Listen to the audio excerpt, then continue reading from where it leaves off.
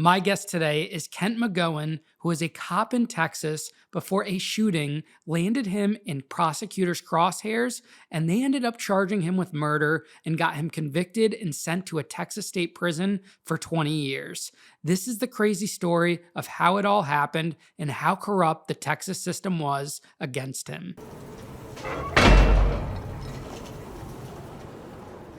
Where'd you grow up, Kent? Mainly in Houston. I was born in Midland, out in West Texas. My dad was in the oil and gas business. And then when I was about 5, we moved to Houston. My dad, he had these exploration companies he would build up and sell. Did fairly well in the oil and gas business. So you guys grew up with money then? Yeah, we're doing all right. I mean, yeah, we did all right. What about your mom? Was she in the picture? Stay-at-home mom. Yeah, she's a stay-at-home mom. Stay-at-home mom took care of us. And my dad did his thing, and I grew up just like everybody else, lived in West Houston at the time. Back in the 70s and 80s, the oil boom was going. You know, 80s was pretty wild anyway, but yeah. Any siblings? Yeah, I have 2 older brothers and a younger sister. Yeah. Were you guys close growing up? Yeah, my brothers are 4 and 5 years older than me. My sister and I were like 18, 19 months. We're a little bit closer. And then, my brothers, being that much older, when I got old enough to kind of start being a teenager, they were already out of the house going to college. And one was in college and one was in the military, Air Force. How are you as a kid? How would your best friend have described you? Yeah, I kind of hang out back. This is in the late 70s and early 80s. All right. In high school, we had the jelly heads, the pot smokers. You know, we had the goths back then, the people that were mainly in doing theater and that stuff. And then we had everybody, the kickers, which I was, the shit kickers. We're kind of cowboys. You know, it was Wranglers and Justins and Dip at Copenhagen and snap-up shirts and whatever. And, of course, you had the jocks and then socialites. But I kind of fell into the kicker group, you know. And I went to a good high school. I went to Robert E. Lee High School in West Houston. Of course, they've changed the name. Now it's like West Houston 2 or something like that. But, did good in high school. Did well. Graduated a year early and went to Air Force. Married my high school sweetheart. We met the first day of 10th grade, 1980, August 28th of 1980. And we're still, to this day, best friends. Yeah. Oh, wow. She would stay with you all throughout prison? Or? Yeah, for the most part. We got divorced after I was like 6, 7 years in. And then when I got out, you know, we maintained contact. And we got out. And I had a son who passed away. He was a single dad. And we have the granddaughter, raising her, yeah. Why the Navy? The Navy? Or the Air Force. I was in the Air Force. Yeah, actually, my dad was in the Air Force. My brother next older from me, he was in the Air Force. And we both went to security police. So now it's called security forces, but military police in the Air Force, yeah. And I was just driven. My parents they're really good people. And they're very altruistic. They help people. I grew up with that. They're always helping people, even people that I didn't think deserved it at times. But I was just raised that way, you know, to take care of people and help, you know, the underdog. And I grew up like that. And then I think it was in me naturally anyway. And I saw my brother.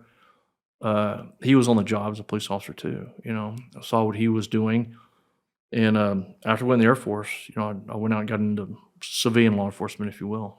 And really loved it. I loved every day on the job. How long were you in the Air Force for? I was in Air Force active duty for about 2 years. And then back then, the Guard and Reserves were real low in manpower, so I was reading the Air Force Times one day. I was stationed up in Malmstrom Air Force Base and with the Strategic Air Command. It was nuclear weapons. And then, so Ellington Air Force Base down in Houston had a full-time opening for security forces down there. So I made the call, went down there, and I worked full-time for their active duty for the Air National Guard down there. Then when I promoted up to sergeant, they had no positions for me. And so at this point, I was working for Houston PD, and I had either discharged from the Guard or I transferred in the Air Force Reserves. So I was in the Air Force Reserves also as a instructor, teaching the police guys coming up. What year did you join the Houston PD? Academy started on October 14th of 1984.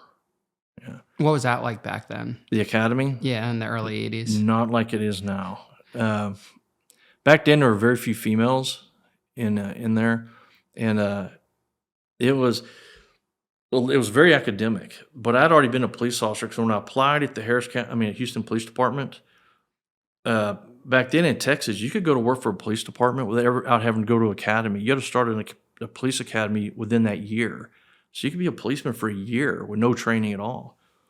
But at that point, my dad had a ranch out in Waller County, and then as soon as he bought the ranch, the sheriff of the county, who was a retired Houston police sergeant, he came out and talked to me, and I told him I was applying to Houston, and it took made about a year for the paperwork. So he goes, "Hey, you want to come work for the sheriff's department?" So I said, "Yeah." No idea what I was doing, man. We were at 12-hour shifts, 7 to 7 night shift. Back then, there was no Google Maps. There were no. I mean, they'd literally get a call, and there'd be like one deputy in the entire county back then. You get a call and it'd be, go to, Farmer Bob's ranch. He's got 2 missing cows. Go to the third gate. There'll be some chickens on the left. Turn, take a ride at the chickens, past the mule, and it's the next in the trailer down in the woods there. No idea what I was doing, man. But I did that for 9 months, and then went to work. Started the Houston Police Academy, and yeah, I loved it, man. And I already knew the law and whatever back then, and so academically it wasn't difficult at all. And physically, it was far more difficult in the military, getting you in shape. And they really fired you up gung ho. We had, defensive tactics, physical training, all kind of aspects of what was going on. And the academy was, I think it was 5.5 or 6 months long. And then if you graduate like the top 10% of your academy, you got to choose your district to go for your field training program. I grew up in West Houston, so graduated the academy in March of '85. Went up to West Side Command, West Side Patrol, out where I grew up, because I picked that division because I knew all the streets out there. So I figured it'd be easier training. I don't get thrown into some ghetto. I had no idea where I was. But to be honest with you, man, like my third day on the street, I was shocked at what was going on in my own neighborhood that I never saw. And it was just crazy. But they worked you on. They started you on the slowest shift, which was day shift, or 6 a.m. to 2 p.m. with a field training officer, Randy Shelton, really good guy. He trained me, and then you bump from there to night shift. And night shift is a little more active, but not as much as evening shift. And I trained with my field training officer, Mike Hightower. I believe he retired recently, like 38 years. Guy was a great policeman, And when you're going through the field training program, you kind of model yourself after these FTOs. Hey, I like the way this guy does this. I don't like the way this guy does this, whatever. But the most influence on my policing was Mike Hightower, fantastic officer. And then after that, I went to evening shift, 2 to 10, which is the most active. And for some reason, I don't recall the guy's name, field trainer, but he wanted to be an assistant chief. And then after that, you go night shift with a field training evaluator. And it's like you're a one-man unit. You do everything. They're rating you. And then you go to your evening shift, field training evaluator. You're right for them for, I think, 6 weeks.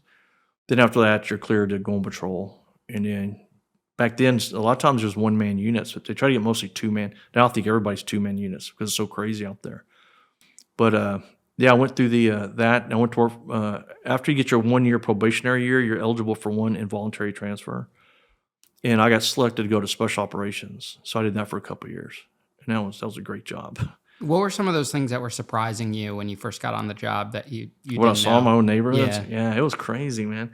I remember I got a call at my high school, and I went in there, and I'd been gone from high school. I'd been out there like 3 years, I think, something like that. I was only 20 when I graduated the academy. I couldn't even buy bullets. My brother bought a box of bullets for me. He's a very comical dude. For my graduation present from the academy, I wasn't old enough to buy bullets, or buy beer, but But they, some of the crazy stuff I saw out there was went to my high school, and a school teacher got her car stolen. She's like, "Hey, I remember you, man." I said, "Yeah, school here, And then during the day shift, I remember we had a suicide, a hanging. That'd been the first time I'd seen that. Because when you're on the field training program, they try to get you experience on everything you possibly can. So if there's like a crazy, something going on, they try to get you there, get you experience, getting you ready to go out on your own. And one guy to the academy with, I remember we got in a chase one day, and the guys cracked up, ran into a building, and he wouldn't go in the building. They said, "That's one, man. We're gonna let you go in one time." And then we had some burglars cornered in a building a few weeks later, and he wouldn't go in. So they immediately fired him. They called you're a manifest safety hazard. You're a danger to yourself and others out here. But back then is when all the cocaine started coming in, drug cartels. And so, man, there's some crazy stuff out there, what they're doing. I mean, they're driving by shooting up parks with kids in it. And what they would do back then, these cartels, many Colombians and whatnot, they would kill your family first. If you screwed them over, you knew they were going to come after you. But they go after your kids and your wife. They don't whack your family first, before they got to you, just to make you suffer more. And we got a call in an apartment complex. It was just some townhouses. And we went in there, and there was a woman and her kid hanging from a rafter, gutted out like deer, And we're like, man, this is another one.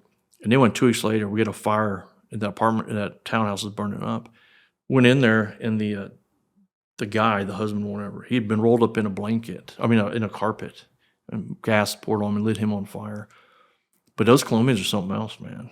It was something else back there. Would the cartel target cops at all, or would they stay away from law We enforcement? got in a lot of issues with them, man, because they had no regard for us at all. They had no fear of us, back then. And there was a number of shootings going on, and then crack started showing up.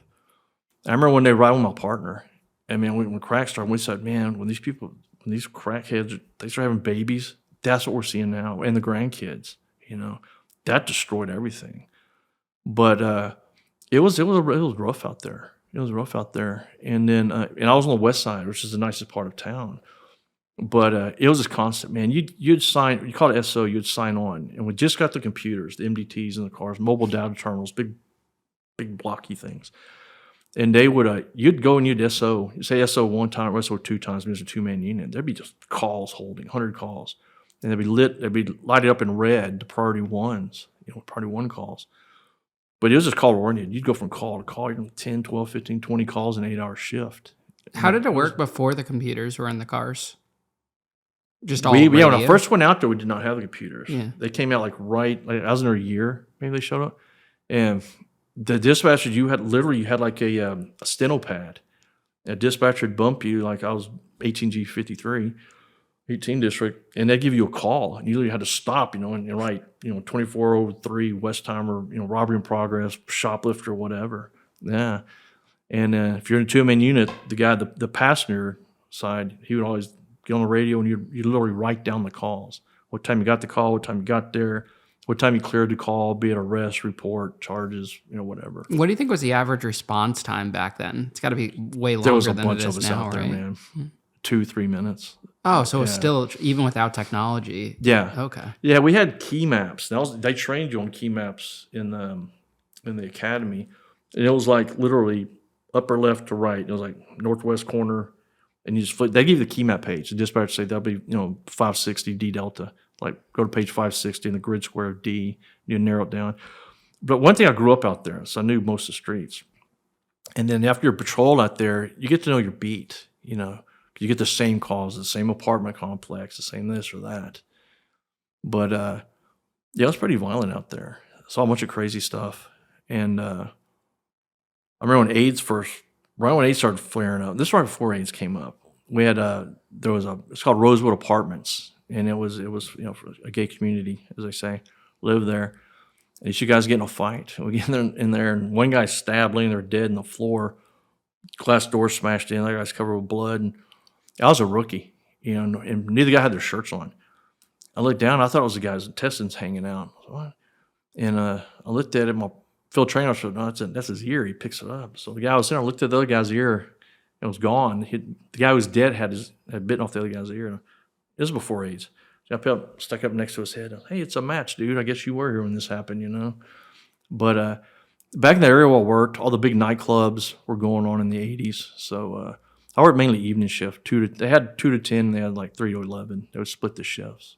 Yeah. Now, were you considered a young cop to be in your 20s, or was there? Well, most of us were, and there wasn't a lot of this DEI stuff back then.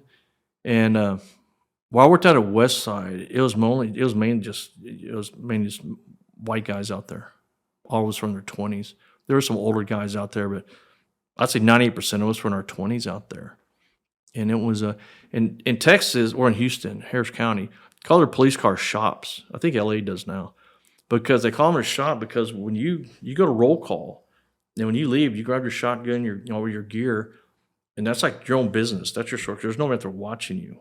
I mean, that's how much responsibility they put in you, And so they call them the shop. And then you're out there doing your thing, If you needed something, call a supervisor. But when I worked at Houston PD, I never saw the corruption I saw at the sheriff's department what was coming later years. I never saw any of the stuff that was going on. It wasn't tolerated at the city. And the city was light years ahead of the county, you know. But after I worked special operations, I went back to West Side. And then a financial opportunity came up. I was going to pursue college. Well, at the time, Houston did not have a leave of absence program. So you'd have to like resign, go do your thing, and come back, which that was my goal. But there was a lot of controversy about when I left and all this tabloid trash, books, whatever. It was absolutely not true. And I'm sure it's still the culture. I think you may have interviewed some people I saw. But law enforcement is just a culture. You know, you're out there and you stressful things that builds bonds between officers. And I always stay away from the female officers. You know, they did their thing, we did ours. And mind you, this is the 80s and 90s. Everybody's full of themselves and whatnot. Man, I got tangled up. I was out, this one female officer. She worked the same beat as I did. And we're at this club. It's called Fuzzy's X10. Because back, you know, Fuzzy, like the fuzz, the cops. And back in the day, Houston, when the dispatchers would bump you and say X10, that meant call home. So it was like the cop home. It was a bar that stayed open all night. And I was there, you know, drinking with her. One thing led to another. And it was a crazy story, man. She was insane. She, when I told her after about 2 weeks, I was like, man, something was wrong with her, right? And then I noticed somebody else would deal with her. And I found out she'd done this to other police officers. But I told her I couldn't see her anymore. And I had most police officers, we lived out in the county, but we had an apartment in town. Because any apartment complex, they give you a free furnished apartment, just if you're on call there. Especially if it was in your beat. Something happened, the manager would call your beeper we had back then. But I got tangled up with this girl for a few weeks, man, and I told her it was over, and she went nuts, man. She showed up at a party with a gun, drunk, trying to kill me, trying to shoot herself. Some other officers wrestled the gun from her. A couple nights later, she shows up at my apartment, and I had a civilian buddy of mine living with me. She shows up like 3 a.m, highly intoxicated, broke down the door with gun in hand, and we didn't even have a phone. We didn't even live there like a week, right? There was a payphone down the stairs. But she breaks in, I wrestle the gun from her, she won't leave. And I said, this is insane. After like 2 weeks of dealing with this, with her, stalking me, she stole a patrol car one night. She was a nut. And this is all documented and witnessed, you know. And then what part of hot to it is she had my civilian roommate hostage, man. So I said, this is insane. So we knew all the dispatchers, right? So I go down, I call a dispatch. I said, hey, don't put this out on the air. I said, I need a night shift sergeant to just roll by. I'm having an issue with an off-duty officer, intoxicated officer. So sergeant gets there, so another sergeant, a bunch of officers, they're like, what's going on, man? And they said, who's up there? And I told them the girl's name. They're like, you're fucking that crazy bitch, man. I said, what? Well, half the shift was. I didn't know, you know. And I was like, man. And so they're talking about calling SWAT to sergeant because she was armed. I had an AR-15, a Benelli shotgun, and a number of handguns up there. And they're like, man, we're going to have to call SWAT. You know, your roommate's up there. And I was like, yeah, let's don't do this. Let's try to take care of this. So we got a really good night shift sergeant. He went up and knocked on the door. And she opened it. It was on the second floor. The stairs went straight up. Like my door to the apartment was right there, right? Sergeant's over. Everybody's got their guns out, you know, kind of watching. And she opens the door with nothing on. He's like, hey, what are you doing, man? Because he knew her, you know. And he goes, what are you doing? And she goes, I don't know. What's going on? You know, he said, well, I think you need to get dressed and leave, you know. This is going on. And my civilian roommate comes running past her. She's crazy. She's been holding me hostage, you know. And she went there and told him that, hey, if these other officers, the sergeant gets here, tell him that Kent came home and found us in bed together. He's just pissed off. He's like, she's crazy. So that led into a big mess. And that happened like 8 months before I left. But on all this tabloid trash stuff, it said that was it. I mean, I left on good terms. I'm a letter of resignation. And during the process we'll get to in a little while, we recovered approximately 100,000 pages of documents we'd never seen. My internal affairs file was in there, and hers was this thick. She wanted to get fired over this. So what do you mean by tabloids? Like they published a paper on it at the time? Yeah, or? well, no, just after the shooting, which we get into, there's been a number of books and documentaries and stuff. And so they brought that incident up? Yeah, they tried to bring all that up, that I was dating this woman. And actually, I have to give her credit, because on to trial, the prosecution called her. She lives in another state now. And she said, I'm not getting involved in what happened, man. That was a whole different life, you know, than I was, you know. I'm off doing something else now. I have to give her credit for that. Did they ever figure out what was wrong with her? She was crazy. When this happened, one of my buddies out there, he's like this GQ dude. When he found out, he had been messing with her too. When he broke up with her, back when the 280ZXs came out, those cars, she put super glue in his key locks, so I broke his wipers off, broke the antenna. I went to his apartment, spray painted his gate from his apartment. Yeah. And a bunch of other people started coming forward. So they pulled her commission, which means you can't carry a gun. You're not a police officer, but you work for the police department as a civilian. They pulled her commission for a year, and she had to go to like Baylor for mental psychiatric once a week, whatever. Well, they signed her to, I think, burglary and theft or maybe auto theft division. She starts pulling this with this lieutenant there. And then finally he's like, man, so they fired us. You are out of here. They finally got rid of her after a year. Yeah. You know, it's interesting that even back then in the 80s, that there was still the, coworkers sleeping or with each other that carries around, 20, 30, 40 years later. Yeah, it's probably still going on. Yeah. Well, we hear about it all the time in the news and from people on the show. I've known thousands of policemen. All my friends are now, but there was only 2 I know that didn't. And that was my brother and my partner in special ops. And then his, who his wife was, whatever. But it was just part of the culture, man, especially in the 80s, early 90s. But most of us, the female officers and deputies, they would date other people. If they're married, they would. Down here, if you're a male and you're married and you had a girlfriend, she was your chip. That's what they called it. And actually in the academy, we had a class about how to discreetly handle your chips. And I had a guy reach out to me a few days ago he got a jam like mine, I think an LAPD actually, and we're talking about that. And he said that we had an academy and we had like a full day's talk about that on how to discreetly handle it. But you're out there, and it's wrong. I was wrong doing it, but it was, and that's not the way I was brought up, But like all the big nightclubs in Houston were out there, and you're working night shift, the clubs close at 2 or 3, or if you worked evening shift like 2 to 10 or whatever, you'd go to these big nightclubs afterwards, work like 10:30 to 2:30. Until they close and whatever. And you're in there with, the upper bourgeois people of Houston. And man, the females in there where they look at you as, well, who's the most safest one to go home with? The sober cop at the door. And it was just rampant, man. It was wrong. You're in your early 20s too, and yeah, I was married. I had kids or whatever. Oh, you got married by that point? Oh yeah, I got married 6 days after I turned 18. Yeah. Oh, wow. So you were cheating. Yeah. And you already had kids at that point, too? That point, too. No, I had 3. 3 kids at that? Yeah. Wow. We had another one many years later, but... Was she a cop? No. I was just stay-at-home mom. Okay. But it was just... it was wrong, man, but it was just crazy culture. Because people that go through a stress, like a severe illness or something like that, or a car wreck or something... Just that the adrenaline and all that rolling, you build a bond with people. If you go through a catastrophe with somebody, you build this weird bond. I've studied up on this. And it's just, you're out there all night, man. You're seeing burn up babies and heads cut off and, fights, all night long, and you're dealing with these other people. And, you're meeting people on scenes or whatever. And then it happened between male and female officers, don't get me wrong. But I said, but I never had a thing with somebody who's married. That's dangerous. It's dangerous. You guys would not believe the DMs I get.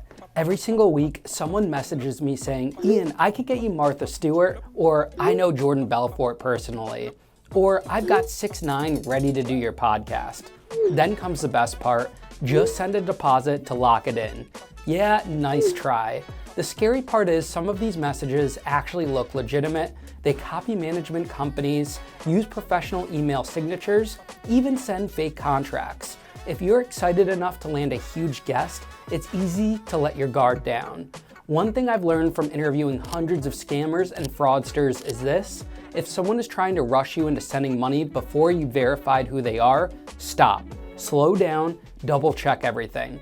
That's one of the reasons why I like using Cash App. When you get the Cash App card, not only do you get access to a ton of perks and benefits like exclusive early access to nationwide concert pre-sales or discounts on popular brands, but you also have extra security with the power to instantly lock or unlock your card right from your phone in just one tap. If a suspicious transaction pops up on your card, Cash App has your back by automatically declining the purchase and sending you a heads up to confirm if it's you or not. Behind the scenes, you can rest assured knowing your account balance is protected by 24/7 fraud monitoring. Spend with peace of mind today and order a Cash App card in the app or at cash.app/card. New Cash App customers can earn $10 if they use code SECURE10 in their profile at sign up and send $5 to a friend within 14 days. Terms apply. Cash App is a financial services platform, not a bank. Banking services provided by Cash App's bank partners. Prepaid debit cards issued by Sutton Bank, member FDIC. Cash App Visa Debit Flex cards issued by Sutton Bank, member FDIC, and the Bain Corp Bank, NA, pursuant to a license from Visa USA Incorporated. See terms and conditions for the Sutton Prepaid Card, Sutton Debit Flex Card, and Bancorp Debit Flex Card. Discounts and promotions provided by Cash App, a Block Incorporated brand. Visit cash.app/legal/podcast for full disclosures. So you left Houston and went to college? Yeah, I left Houston, and when I left Houston, because back everybody carries guns now, but back then the only people you could carry a gun under certain circumstances, but were police officers, And so I started college, and I went to the Harris County Sheriff's Department, which is in Houston, and because they had a reserve program, you worked like 1 8-hour shift or a month or something like that, and that way you maintain your certification as a police officer and carry your weapon. And then so I went and applied there. And it takes many, many months to go through the process. Picked up my application on Friday, turned in Monday, Tuesday morning, get a call by a detective. And he's doing my background investigation. He goes, "Hey, you got a brother who's, so-and-so at another agency?" I said, "Yeah." He goes, "He used to be my sergeant." And I said, "Yeah." And he said, "Hey, why you not want a reserve commission? You came from trained by Houston, whatever." And I told him my situation. He goes, "Man, we need instructors down here. People know what they're doing. Why don't you come work full time?" So I was like, "Man, I don't know." So I talked to my wife. She goes, "Don't do it. You're going to get sucked right back into it. Do not do that." So I did it anyway, So, so I worked there maybe 16, 18 months as an instructor. And then I got pulled to go on patrol. And I got sent out to District 1, which is the northwest part of Harris County, which that was a bourgeois area of Harris County. Now it's just straight up trash ghetto. But I was shocked. I've been there in 20-something years. I went there a few months ago. I was like, what the hell happened here, But I went out there and I went on my birthday, April 3rd of 92, signed a night shift. And my first day in there, man, I go into there. We had this huge area. Where in Houston, there had been 300 or 400 of us out there patrolling that area. There was like a half a dozen of us. It was insane, And then day one out there, I ran a sergeant. I can say people's names, right? So I'll put them out there. David Ruggiero. And this guy had no business being a police officer, let alone supervisor. He was the night shift sergeant. Straight up coward idiot. My first night there, I walk in there, and there's 4 or 5 deputies. And he starts popping off on me. I'd never seen this guy, never heard his name. I said, "Hey, hang on, man," And so we can go in your office. I shut his door and said, "Hey, hey, this is no stripes, no badges. What's your fucking problem with me, man?" He said, "Well, I heard this, and this about you." I said, "I don't give a fuck what you said. I've never even heard of you. Let me tell you, I'm just coming out here. We're starting fresh, man." And then that night, my patrol car, he had some stroke and had somebody give me a brand new patrol car, which really pissed him off. But it wasn't there that night, my first night. So I have to ride with this idiot, right? And right off the bat, it was a man in a house with his wife holding a shotgun. And so we get there, and we're right outside the city limits of Houston. So we get there, we're getting out, and there's a big oak tree in front of the house. I had my shotgun, we'll get up behind a tree, and this guy's got a shotgun, his wife, and had a burglar bar. So the door and the burglar bars are shut. He's hollering, everybody. And this is, in the evening, late at night. And we're at like an hour. And I'm telling him, I say, "Hey, you need to call Houston PD," because they would send their SWAT team out to assist. SWAT. Obviously a SWAT situation, Well, I ain't doing that shit, man. I said, "Hey, you need to get him out here." "Oh, we're gonna burn off, man." I said, "What are we gonna burn off?" He goes, there's nothing against the law about having a gun in your house. You hold somebody hostage, yeah, that's kind of illegal, He didn't know what to do. So we pack up, and I'm like, what the? And I was talking to this deputy last night about this. We'll get into these deputies who've reached out to me after the same things happened to all them. But I get in his car. He's driving, of course, so we're going down. It's called Apache Springs, totally trash apartment complex. And they drop a shooting in progress. We're literally driving by it. I look. I said, "Hey, they just dropped a shooting in Apache Springs." He goes, "Yeah, I heard it." I said, "Do you think maybe we should, we're 27 yards from there. You think maybe we should stop and see what's going on? Maybe help somebody?" "Nah, fuck, we ain't doing that." There's other units going to run it. I'm like, this guy's an idiot, right? And so I go back like 3 or 4 nights later. 'Cause we are all one-man units. And I get a call at this trailer park in this area where I worked. And it was an assault in progress. So I get there. It's like 1 in the morning. It's a typical trailer park. They're just like, lined up side by side. And there's a bunch of people standing around. There's some burning clothes laying out. The windows are busted out. And it's all people are freaking out, and it's trailer people, And I say, what the hell's going on? They said, man, her boyfriend's a record driver and he beat her with a crowbar and he took off. I said, what's he driving? So I put out what's called GB, a general broadcast. You put the dispatcher and they dispatch everybody, look out for this guy. And I could hear the woman in there moving. She was a young girl. Heard her moving around and the door was locked. And then that's what's called exigent circumstances. You have absolutely full legal right to forced entry, emergency. I didn't trust that sergeant at all, man. So I bumped him on the radio. I told him to go to the back channel, which is, it's not recorded. It's like car to car. I told him the situation. He goes, hey, don't kick the door. So, look, man, she's moaning and she's been beaten with a crowbar. And all these people are standing around me, live there, right? He goes, I don't give a fuck, man. If she dies in there, she'll be stinking 3 or 4 days in this heat. Somebody will call and go get her then. Man, all these people are, what? And I said, man. So I was going to kick down the door, rescued her, if you will. Got an ambulance to pick her up. But this sergeant was married. And he had a girlfriend in a very successful nightclub, which was like 10 miles from my beat. Whenever something happened there, he'd always call me to go there and take care of it because I knew what I was doing, And there was several shootings and whatever, and he would always call me. And we had a capital murder one time. Like I worked 10 p.m. to 6 a.m. And we were like, I was at my parents' ranch. I'm like freaking 45 miles or something. We had take-home cars. So he calls me like at 8:30. He said, hey, I need you to make this capital murder. I said, was there people working? Yeah, but I need you to get out here.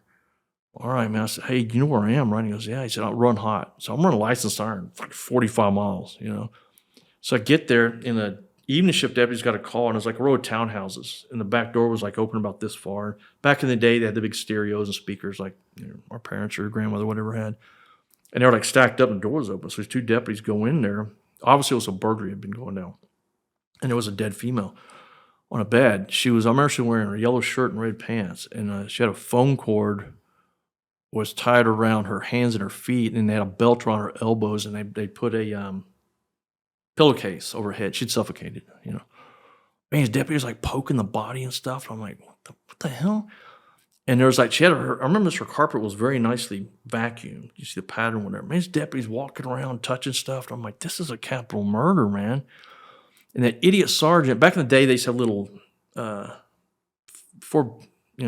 cell phones, little notepad. You'd write like your grandmother's phone number and your brother's phone number. Yeah, phone book type thing.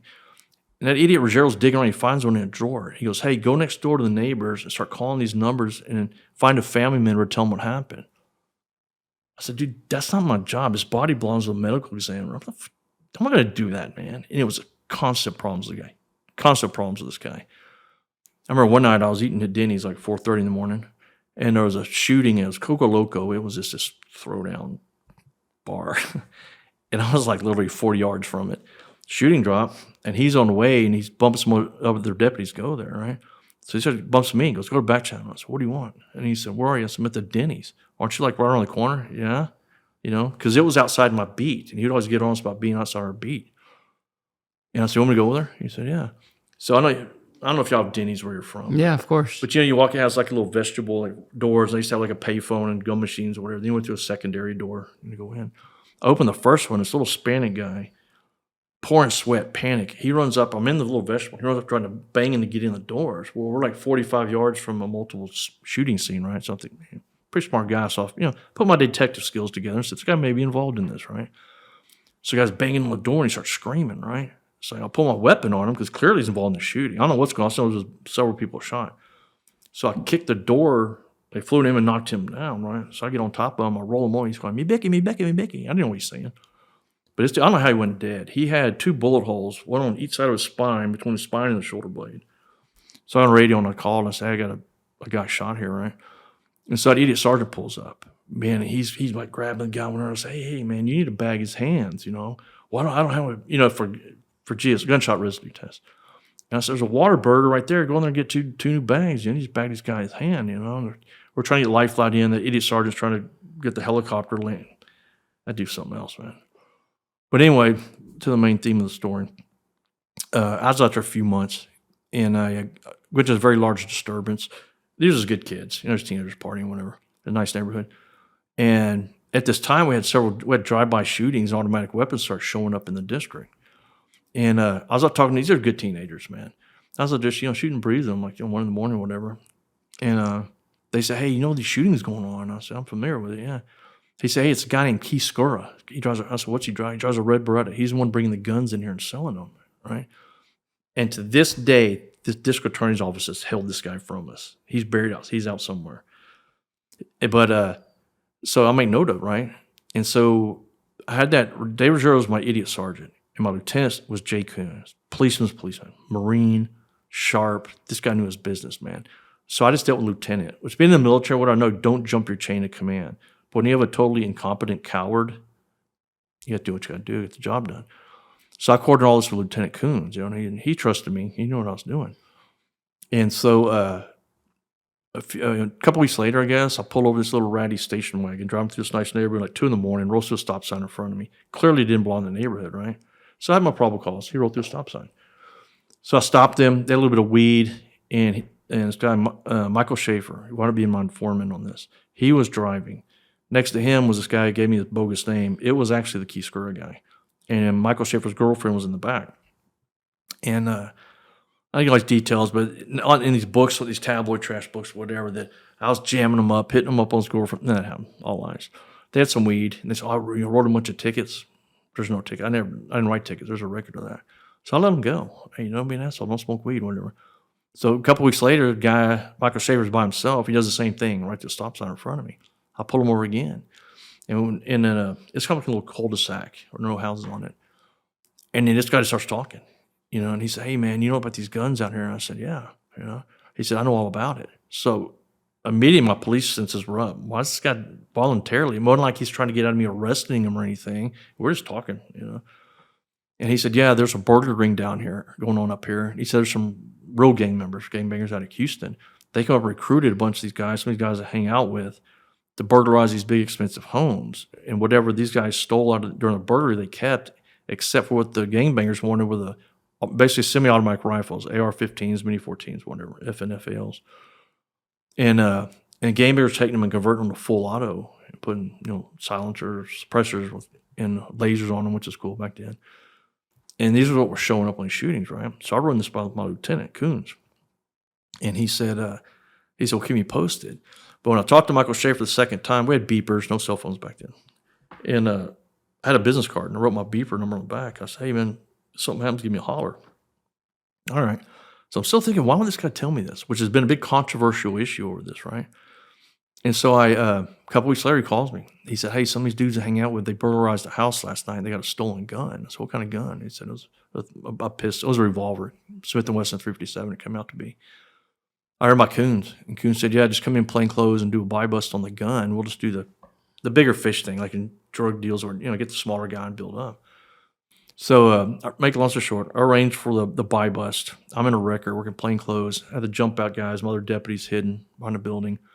I watched my informant pull up, a red Mustang pull up, which had this guy told us his name was Daryl Tracy. He was actually Keith Skura. We found out 20 years later. And a guy named Jason Aguilar, whose mother I wound up shooting 48 hours over this. Jason Aguilar gets out with a stolen gun. I watch the transfer of the cash, the buy money, transfer the gun. My informant does the bus signal. And I get on the radio, and we come down and take everybody down. Well, there was another car with them that had two young female girls, like 15, 16, 17, whatever.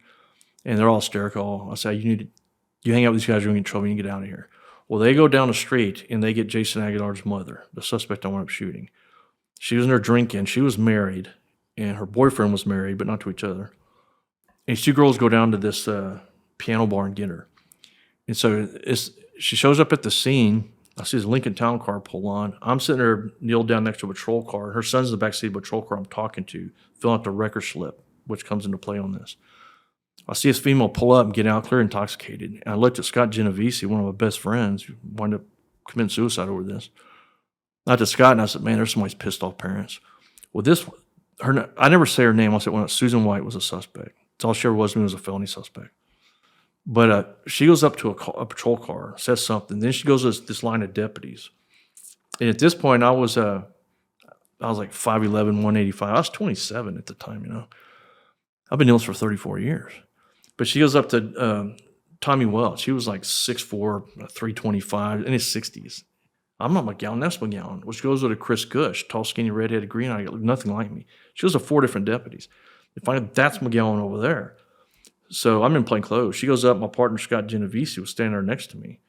And she's hollering, "This is a fucking setup. My little boy wouldn't do any of this." We'll get into his history later. But she calls Genovese McGowen. And I said, "I'm McGowen. What's your problem?" You know? "Well, Miss My Son," I said, "Here's the deal, man." I said, "Here's the deal. You can get your ass out of here. You're going to go to jail for interfering." And back then you could, you know. And so the mobster dude she was with, he knew not to mess with us. This guy looked like something out of a Joe Pesci movie. He had that Italian gold love horn, big old fat guy, like 6'2", sitting in black hair, combed back. He had like a black silk suit, big red collar on the outside. So, but he knew not to mess with us. So he grabs the suspect, puts her in his car. A few minutes later, she bails out. And she had one of the first cell phones, the big brick ones with the black rubber antenna. She has Captain C.J. Harper on the phone. He was not my chain of command, but he used to be the captain of this district. She goes running up to me, "Captain Harper's talk to you." And I said, "Okay, he's got my pager number. He can call me tomorrow. I'm on the scene. He can call me tomorrow. He's got my beeper number." So I'm like, well, how does she know this captain? You know? And that first deputy that she went to in a patrol car, that was in August 25th. That was the 23rd that day in 1992. Never knew who that deputy was until about 3 months ago. I called him across a statement. That's how that woman knew my name. All these years, how did she know your name? And this guy reached out to me about 3 days ago, this deputy, 34 years later. But when he went up, she went up to him hollering, "Where's my son? This is a fucking setup, this and that." And he goes, "This isn't my scene." He goes, "Deputy McGowan's in the command of the scene. You talked to him. After all these years, we just recently found that's how she knew my name." You know. But anyway, she gets the hell out of there. So we book, we snatch everybody up. We go down to the substation. I'm sitting across the table with my lieutenant doing the paperwork, and a phone rings. It's like 3 in the morning because that arrest is like at 1:30. And it was in a parking lot of a nightclub. So there was a lot of people, record drivers, deputies, everybody, there's a lot of witnesses to what went on. And so Lieutenant Coons answers the phone. He's like, okay. He hangs up. I don't think anything about it. About 10 minutes later, calls again. He's looking at me going like, like making a goofy face. So what the hell is that about? He goes, that was that woman from the scene. So what was she calling about? Oh, she was calling up here saying that on that scene, I was asking her if she was divorced yet. I knew nothing about this woman. Telling her she had sexy legs and all this, shapely legs, I'm sorry. And we're laughing because we were there, and nothing else said. So we're doing paper. About an hour later, she shows up at the substation screaming and hollering. Man, I hear her on the hallway. And Lieutenant Coons, Deputy Gush, Deputy Genovese, they go up there. We should have arrested her that night. This wouldn't have happened, right? So this is into Saturday night, Sunday morning. And so like 4 o'clock Sunday afternoon, my beeper's going off. It's my informant, Michael Schaefer. And whenever you had your informants or your chips or whatever, you give them a code like 517. So if you get a strange number, had like 517, that's your girlfriend or your informant or whatever. So I called him. He's on a panic. Man, they know I was a snitch, man. Last night when y'all cut me loose out back, a guy pulled up on me, pulled a gun, fucking snitched this, whatever. And this suspect, she's called my family in Austin here in Killeen, just north of here. I was like, "What are you talking about, man?" He said, "Yeah." And he said, "Man, she's telling my family that, don't you know what happened to informants? Don't you watch TV? Informants get killed. Snitches in Houston die, blah, blah, blah." I said, "Where are you now, man?" He goes, "I'm at my brother's house." And actually his brother reached out to me a few days ago. But I said, "You safe there?" And he said, "Yeah." And then I said, "All right." I said, "I'll go into work early." So I went in early, called him, talked to him, got the rundown. So I called the district attorney's office, speak to the DA. He was on call that night, Gene Spradling Hughes. She said, "I'm going to take charge. I'll accept charges on felony retaliation for threatening a witness, or a confidential informant." And then I said, "All right." She said, "Hey, I get off at midnight, so when you get down, it'll be a different DA. I'll brief him." I said, "All right." So my informant, his mother lived here in Austin. I said, what's her phone? "I don't know." "What's your address?" "I don't know." "Have you been to her house?" "Well, she lives in an apartment." "What's the address?" "I don't know." "Can you describe it to me?" So I call Austin PD, and they actually find her, just by saying, "Well, she lives in this apartment on this corner, and it's the third building on the left," or whatever. They find her, she calls me. And I said, told her what was going on, which she lied until she died recently. But I said, do you know this Susan White? And she goes, I've talked to her a few times. My son used to live there. And I'm like, what? See, I forgot to tell me that he lived there. And I said, well, what's your opinion? She goes, I think she's a fucking nut, you know? And I said, well, I'm going to get a warrant. I said, do you think she has the ability to do or have done some bodily injury or death to your son? She goes, yeah. I said, I'm going to get a warrant, pick her up. She goes, I'm greatly relieved. You know, I'm going to call my son, tell him he needs to get out of Houston. So there's that much concern. So long story short, I go to the DA's office. The other DA was on there, Jim Mount, who shows up on these documentaries crying, this, lying his ass off. I go to get the warrant. By now, we get the paperwork done. He runs the DA. He reads it, he reads the statements, whatever. He writes up the warrant. He has to go to a judge. And it's like 4 a.m. at this point. He wouldn't call a judge. I said, hey, man, they're already threatening my informant. We need to snatch this, suspect, snatch her up. Well, I'm not going to get a judge involved. Judge so-and-so comes in at 6, which is 2 hours later, 6 a.m. So I leave it there, never touch the warrant, right? So I'm going to hang out for 2 hours. So I bump Tommy Moore, my day shift relief deputy, and said, hey, go get this warrant and run it. Well, if I was going to go commit this murder, I wouldn't have left it for someone else to run the warrant. That's number one. So I get a call about 10 o'clock that morning. It's Tommy Moore at the DA's office. He said, hey, the judge won't sign the warrant because where I'd signed as the affiant 3 times, they've been whited out, which actually they used to do back then. And I said, I'll just come in early tonight and get him. He goes, all right. He goes, hey, this prosecutor wants to talk to you. Well, there was a prosecutor who was going to handle that case. She's on the phone with me. She goes, what in the fuck are you doing? Why didn't you run this warrant last night? And I said, hey, man, you need to talk to your coworker, Jim Mount. He wouldn't give it to me, Well, this, somebody wanted him dead over this. I said, I did my job. You need to talk to your people, So I'll go in and get the warrant. This is what leads to the shooting. I go get the warrant in the DA's office. And it was another, DA was on duty. Mike Anderson, great guy. Wanted to be a district judge, the district attorney of Harris County. Great guy. I went in there as a young HPD officer. We get the warrants. We go to the judge's house. And like you see this tabloid trash, I wasn't banging. I got to get the warrant over, arrest this bitch. It was a third-degree felony, So I'm shooting it with Mike Anderson. We weren't friends, but I knew him from taught at the academy in a couple of cases, whatever. So we go to this judge's house. He's sitting there talking about his wife passed away, old guy, working his gun collection. So we're just dragging ass. We don't hurry to go kill somebody, right? So anyway, HPD officer goes his way, I go my way.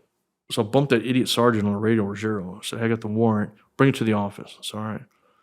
And so I get to the office. I walk in. He yanks it out of my hand. And Deputy Todd Morong and Mike Malloy, the guys who courageously ran this warrant with me, stood behind me. Our stories have never wavered. Like, these guys weren't like friends of mine. I never saw them socially, nothing. We ran calls here, that was it. That asshole, Ruggiero, yanks out of my hand, looks at it, and he goes, go run the fucking warrant. And I said, hey, man. He goes, take Morong and go run the warrant. I said, hey, man, you need to go out there, dude. You're the supervisor. You're the sergeant.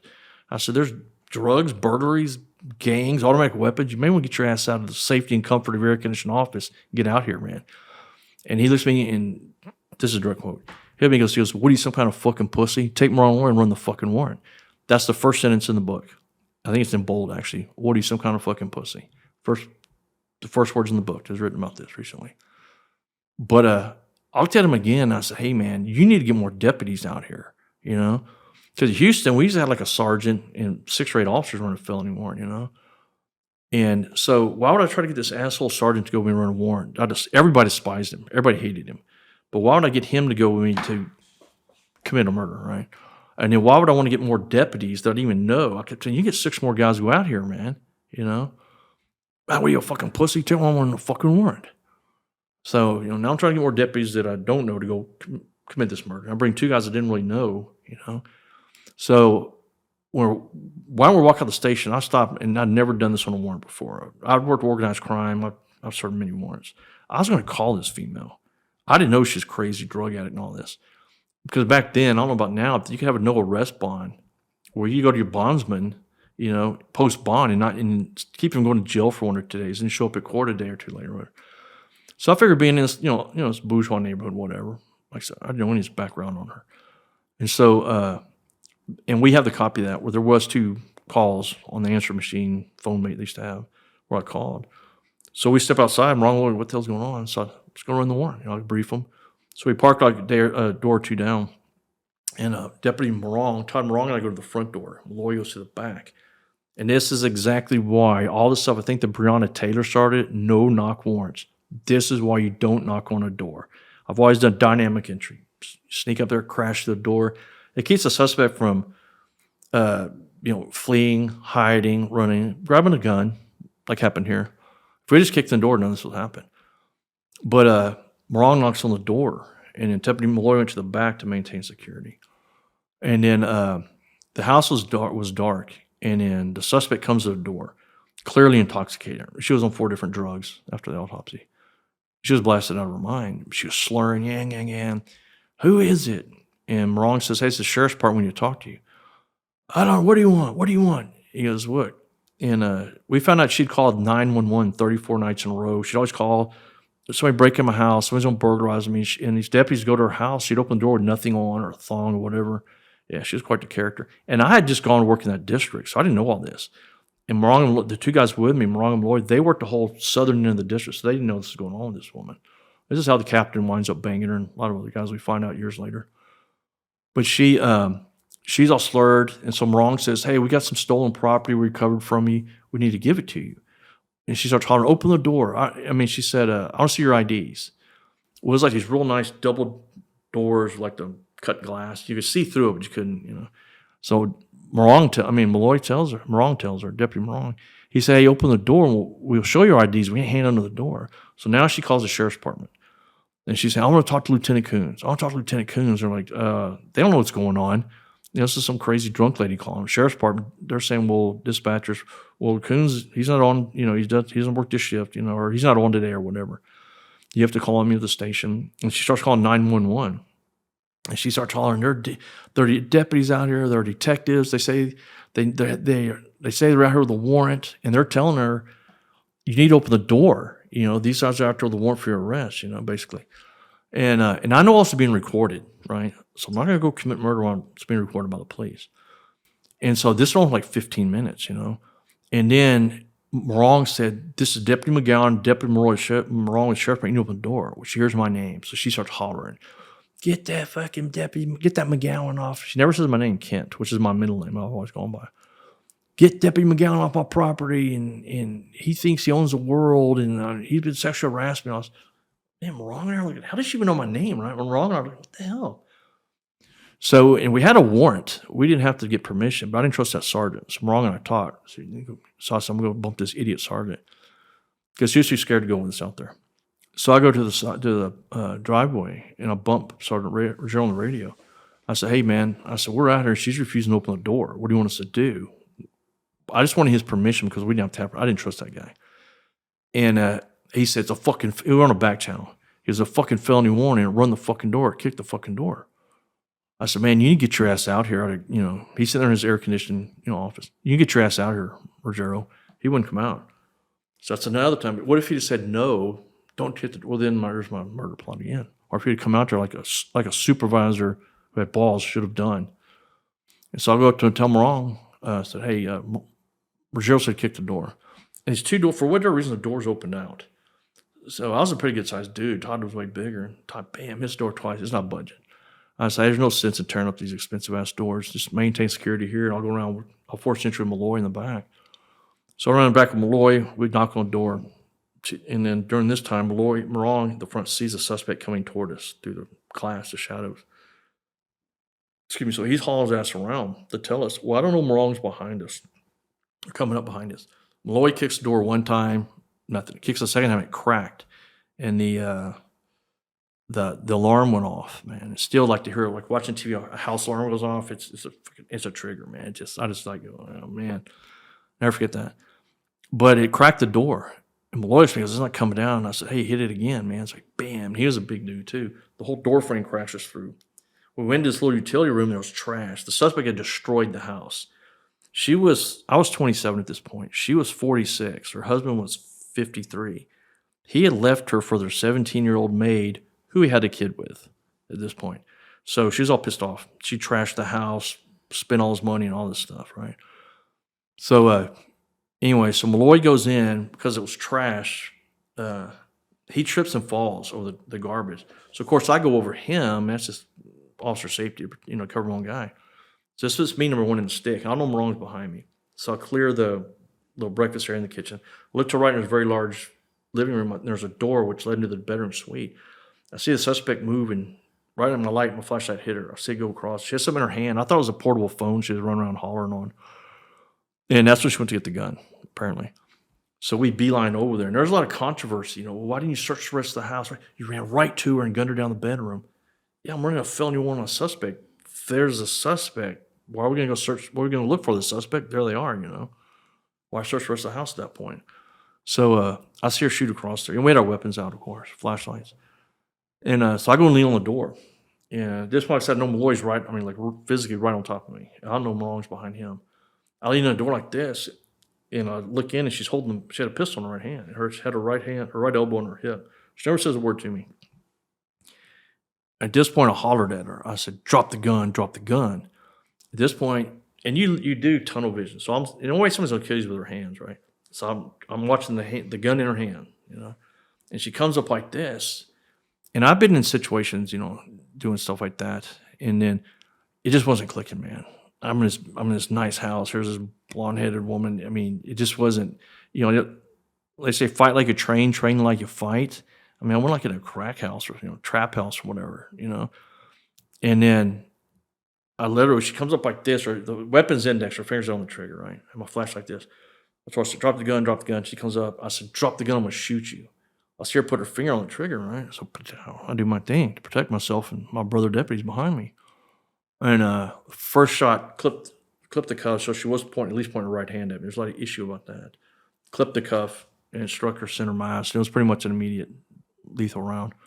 And it spun her to the left, and another round hit the right arm, went through the arm and into the chest cavity. It was non-lethal. And then when I was backing up, the door swung open like this, but wouldn't open all that. I'm leaning on the door like this. And there was a little chest of drawers, nightstand or something with a TV and a cable converter box on top. The third round went through the cable converter box and deformed the round and ricocheted a bit. And she literally fell into the path of that round. But that's the first time I saw Morong, And there's an issue about what I said. Shots fired. And I looked at Malloy. I mean, he's literally physically next to me.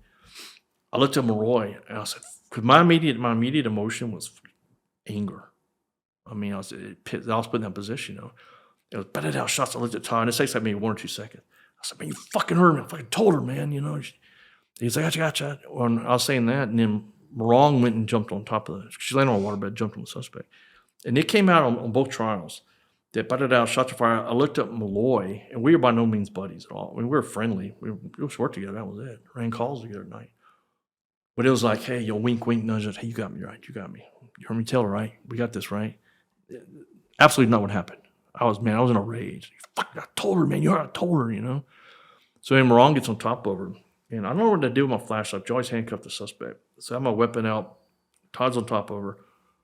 And then both of us, the only conflict at all between Morong and I was who said, there's the gun first. I specifically remember him saying, he remembers me saying it, but it doesn't matter. That's the heat of the moment, At this point, there's smoke in the room, the alarm's going off, your night vision's gone. And I remember when I shot, I saw this like a Polaroid in the back of my head, my Glock with my slide back and 2 spent casings in there and the muzzle blast and the blur of the suspect in front. But they, But anyway, Morong gets on top of her, not reaching out. The gun's under her right hand, which is a big issue, under her right knee. I pitch in the floor. And then Morong rolls over, and he said, to the effect, she's deceased, So I said, fuck, man. So I got on the radio, and I was Unit 4176, But I said, I got on the radio and said, 4176, said, shots fired. I said, suspects down, all deputies are okay, roll EMS supervisor, Rogero. I said, roll supervisor in the package. The package is like internal affairs, homicide, DA's office, whatever. And so I back up, and Morong Malloy, I maintain security at the bedroom door. Morong Malloy goes upstairs to clear the house, and her idiot son was up there. And he was supposed to be no bonded, which to this day, know how he got out, because he had a complete history. They had that woman and her son, they had terrorized that neighborhood for 10 years. Her son tried to burn down the next door neighbor's $1 million house because they told him, don't smoke dope at my house. The neighbors all had to build fences. The weekend after the shooting, the neighborhood literally had a block party. That's more, and this is like engineers, doctors, lawyers. It's a nice neighborhood. They were so glad to get that family out of there, or her and her son. But anyway, then they bring down that little bastard, her son. He goes, I'm not, dude, look at me. And I think he's been on documentary, but they said how wrong the Lord and I were laughing and I was smirking at him. I remember the little bastard looking at me and he kind of smirked, And so they put him in the patrol car. Everybody shows up. Sergeant Ruggiero showed up. I guess, he kind of had to get out of his office at this point. But I go sit in his shop. He goes, go sit in my car. All right. So he gets a pen and a legal pad. Said, hey, start writing what happened. No, man. So your union lawyers in route, right? Homicide bumps me. Where's the gun? Don't touch it. It's all right. So anyway, that was the basically shooting, man. And then at that scene, the DA's got there. Guys that set me up. Steve Clapper, DA investigator, on his third day on the job, mind you, and Ed Porter. But you do a walkthrough. Anytime you get involved in shooting, I was here, I'm always there, suspects, whatever. And I remember Clint Greenwood was my lawyer, fantastic union lawyer, and he got assassinated on April 3rd of 2017 by some nut. But we're standing at the doorway, and there was a big stereo speaker. It had a legal pad on it. And Clint he elbows me and goes, hey, don't be honest, but read that letter. I'm looking over, look at it. It was written by the suspect. This is obviously the 48 hours between arrest for a kid and not shooter. And it said, Johnny Clevenhagen was the sheriff. It said, Sheriff Clevenhagen, I'm coming to you again about your bully deputies. Man, this, and blah, blah. And we have this letter now. And it said one deputy in particular, and she literally wrote a line. Deputy wrote a line. She even knew my name and put it in there. And mind you, on the bed, also when the shooting occurred, I told you about the record slip. When I was filling out the record slip, I told her kid's car was full of bullet holes and stolen credit cards, whatever. She had, in her handwriting, which we have now, it's written on the back of that, Deputy J.K. McGowen, Unit 4176. If she knew me, why would she even have to write that on the back of the record slip? To see who towed the car. But anyway, we do the walkthrough, crime scene. Here they call them CSU, crime scene units. This guy, Reinhardt, gets there. Never been trained. It is a crime scene investigator. He doesn't take pictures, measurements. He leaves a bullet there, a bunch of other evidence. He doesn't take the cable converter box. He does nothing. He doesn't test for gunshot residue on the suspect that shot, their clothing, the door frame of the gun, nothing. He did nothing. And there's people just milling around in there. And later on, we get some pictures that we're taking. And we're like, who's this person wearing blue jeans and tennis shoes? It was the neighbors. They're walking into the bed where the shooting occurred. They're allowed, because they're just like, oh, we don't know these people, because Reinhardt did such a shitty job, The day shift crime scene sergeant and another investigator knew what they're doing, went back, and the house was open. And at this point, 8 hours after the shooting, the suspect's husband and his girlfriend and their baby already moved back in the house, But I'm trying to get all these details, which is crazy, the setup. But there was an issue, just one incident I'll tell about this. When they went back that next day, there was a waterbed the suspect fell on. The round that struck her, hit the cable converter box, struck her in the face long ways, punched through the headboard of the bedboard, punched through the wall, and fell between the brick and the sheetrock. The crime scene people get out there because they're like saying, they asked Reinhardt, why is there only 2 bullets? Did he fire 3? Well, yeah. Did you just fucking leave one there? Yeah. And so anyway, they drain the waterbed and move it. This is very important. They move that waterbed, right? And the husband's girlfriend are already there anyway. So 5 days later, Ed Porter, the prosecutor of the Civil Rights Division, who's instigating this, he comes back to Steve Clapper, his investigator.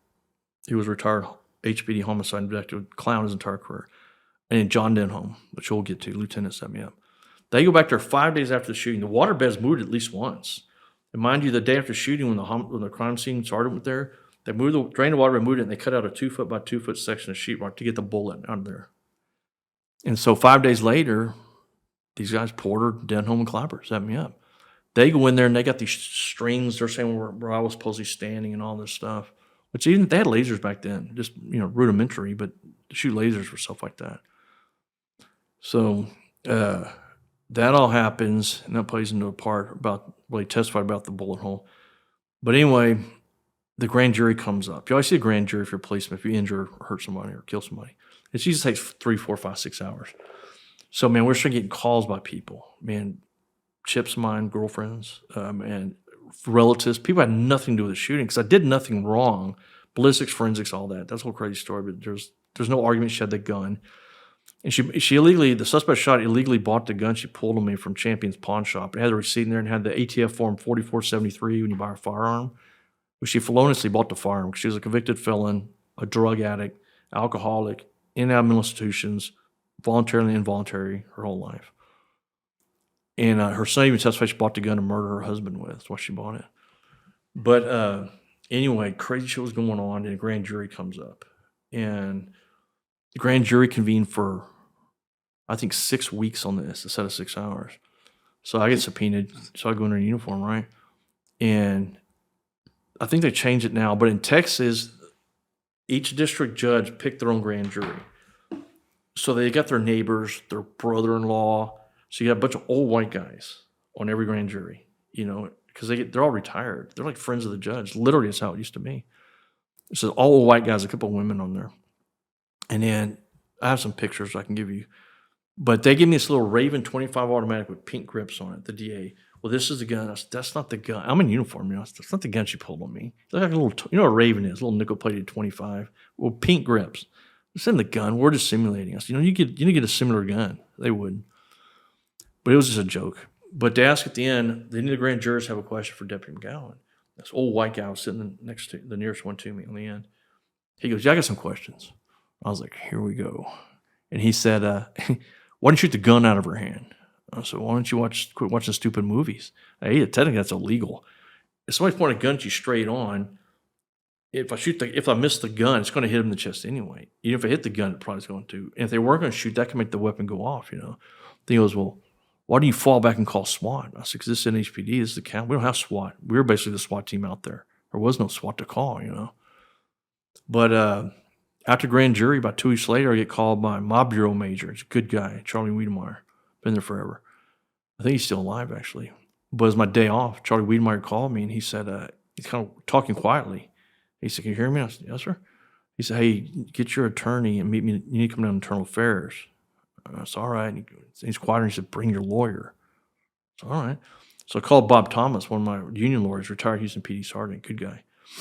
I called Bob. He said, hey, come get me. He said, they're going to suspend you for a day or two. We'll get your money back. Don't worry. It's all right. And mind you, this is right at election times. So you had the district attorney, Johnny Holmes, and sheriff, Johnny Cleveland, hated each other. And they were trying to get each other out of office. They're trying to set. It was I fell into that mess because this happened right for election time. So anyway, when I got indicted, man, I go down there. I walk in the internal affairs captain, Major Wiedemeyer sitting in the ID captain desk. ID captain here, homicide captain here. An old detective I've never seen before or since. Bob Thomas, my lawyer, standing behind me. And Wiedemeyer said, hey, have a seat, man. So I'm like, yeah. He goes, man, I don't know how to tell you this. I said, what? He goes, they handed down sealed indictment on you. Man, my lawyer goes, and I literally, man, I felt it coming, and Bob, my lawyer, puts his hands on my shoulders and pushes me down. And Bob goes, for what? And he said, for murder, Man, I was a highly decorated, I didn't even suspended when I was a kid in elementary school. Nothing, man. I was straight up by the book guy, So this whole time since the shooting, you were back on the job because you said it was your day off. That's a good point. Yeah, we're going to hear in a second. Yeah, that's a very valid point. Let me address this.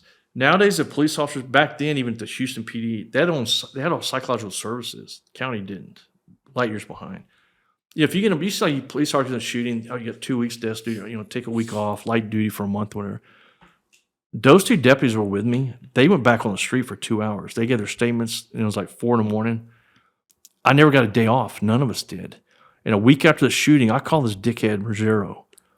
And I worked 10 to 6. I'll come at like 9 o'clock. I said, hey, man, I'll burn my own sick time. I got to take a day off. What are you, a fucking pussy? Man, I said, look, I'm not coming in, dude. And then he said, I need a day off, And he said, you need to come in or everybody's going to think you're a fucking pussy. I was hang up on that dude, man.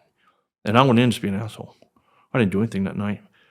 But they gave us nothing, And like 2 or 3 weeks into this, my bureau major and some other guys, we had some stuff to discuss. And we're eating a restaurant or whatever. And Major Wiedemeyer asked me, well, how'd it go at the psych? It's like 2 or 3 weeks afterwards. I said, what do you mean? You didn't go to, because they didn't even have their own, they contracted with a psychiatrist. And actually, we found him recently. And I said, nobody told me anything about it. Man, He writes an address on his business card and he'd be here at 9 o'clock tomorrow morning. I'm making calls. He was pissed, you know? So I go in there and I talk to the psychiatrist for like 30 minutes, whatever. So even I did the MMPI. It's like two tests, like 600, 800 questions. It rates your mental state, if you will. And then a Minnesota multifaceted personality inventory test. Anyway, I go do that for a few hours. And he calls me back in and he goes, hey, I rated you, man. You're flatline. I'm going to go ahead and clear you back to work. I said, oh, I appreciate it, man. I said, I've been at work. He goes, what? I said, I've been at work this whole time. You've been worse than shooting? I said, I haven't had a day off. Man, he was, what? He was pissed, man. But anyway, I was back at work and almost got in a shooting. 3 days after that, I'm sitting there talking to my wife. I was at a gas station using payphone at major intersection. And these Yahoo rednecks in a pickup drive by, and I don't think they're shooting at me. They're just shooting guns. I hung up the phone, got my patrol car, and I get them pulled over and I'm at gunpoint. This idiot Ruggiero pulls up behind me. He must have been going to get donuts or something because he never left his desk. You know, he pulls up behind me. Man, I almost popped that dude, man. He reached out for that gun. I was, man, if I'd have shot this guy 3 days later, it would have not looked good. So do you think it was the police department that was pushing for your prosecution or the prosecutors or a mix of both? Okay, here's the crux of this whole thing. This guy named John Denholm, he was a big slovenly guy from Ohio. He was an administrative sergeant when I was an instructor, never my supervisor. One of the other instructors named Ron Ackerman, Scott Genovese, I spoke to you about. He was a suicide over this thing. He was an instructor with us. This sergeant, he was just a big, loudmouth, slovenly bully from Ohio. Everybody hated this guy. And not to get on this, but Ackerman and this other deputy, I bumped heads with them constantly because both Ackerman and I come from other agencies, right? This guy was always bullying the rookies and he despised us. And so I caught him tampering our payroll one time. I should have arrested him. This never happened. But he was involved in this very corrupt clique that was going on back then. It was a major and some lieutenants or whatever. I get in a shooting, and the next day, this major promotes this John Denholm, this corrupt major, to lieutenant, puts him in charge of homicide, in charge of my shooting, right? And so, needless to say, it didn't go well for me. But so he's in charge, he's the lead investigator of my shooting. Ackerman gets into a situation, and it was a totally bullshit deal. Ackerman winds up going to prison for 17 years, you know? But I remember when I got indicted, I'm walking out with my lawyer, and my lawyer said, you're not handcuffing him. I said, man, we're doing that. And I remember that old detective in the corner I told you about. When they told me I'd been indicted for murder, he looks at me and goes, let me tell you something, Deputy McGowen. He said, I've been doing this 46 years. He said, 42 years internal affairs and homicide. Hundreds of shootings, police shootings. He says, the cleanest shoot I've ever seen, man. He said, you had a warrant signed by a judge. You had two deputies you didn't even know running the felony warrant. The suspect, the gun she bought, we had the paperwork, she bought it at a pawn shop to kill her, and her own son said she bought it to kill her husband with. You know, he goes, this scares the shit out of, he goes, this could be you. He said, this could be me and the other 8,500 officers in this county sitting in that chair right there. They said, this is bullshit. So, you know, they never put me in jail. It's a pretty sort had that. But so you get indicted. What happens next? Yeah. Well, they take me down to we took cool cars. You know, we just went down to the my lawyers with me to the main sheriff's department about 6 miles away. I go sit in a captain's office I'd never seen, and they bring the fingerprints and stuff in. I was sitting with this old captain, and so I was like, man, fuck.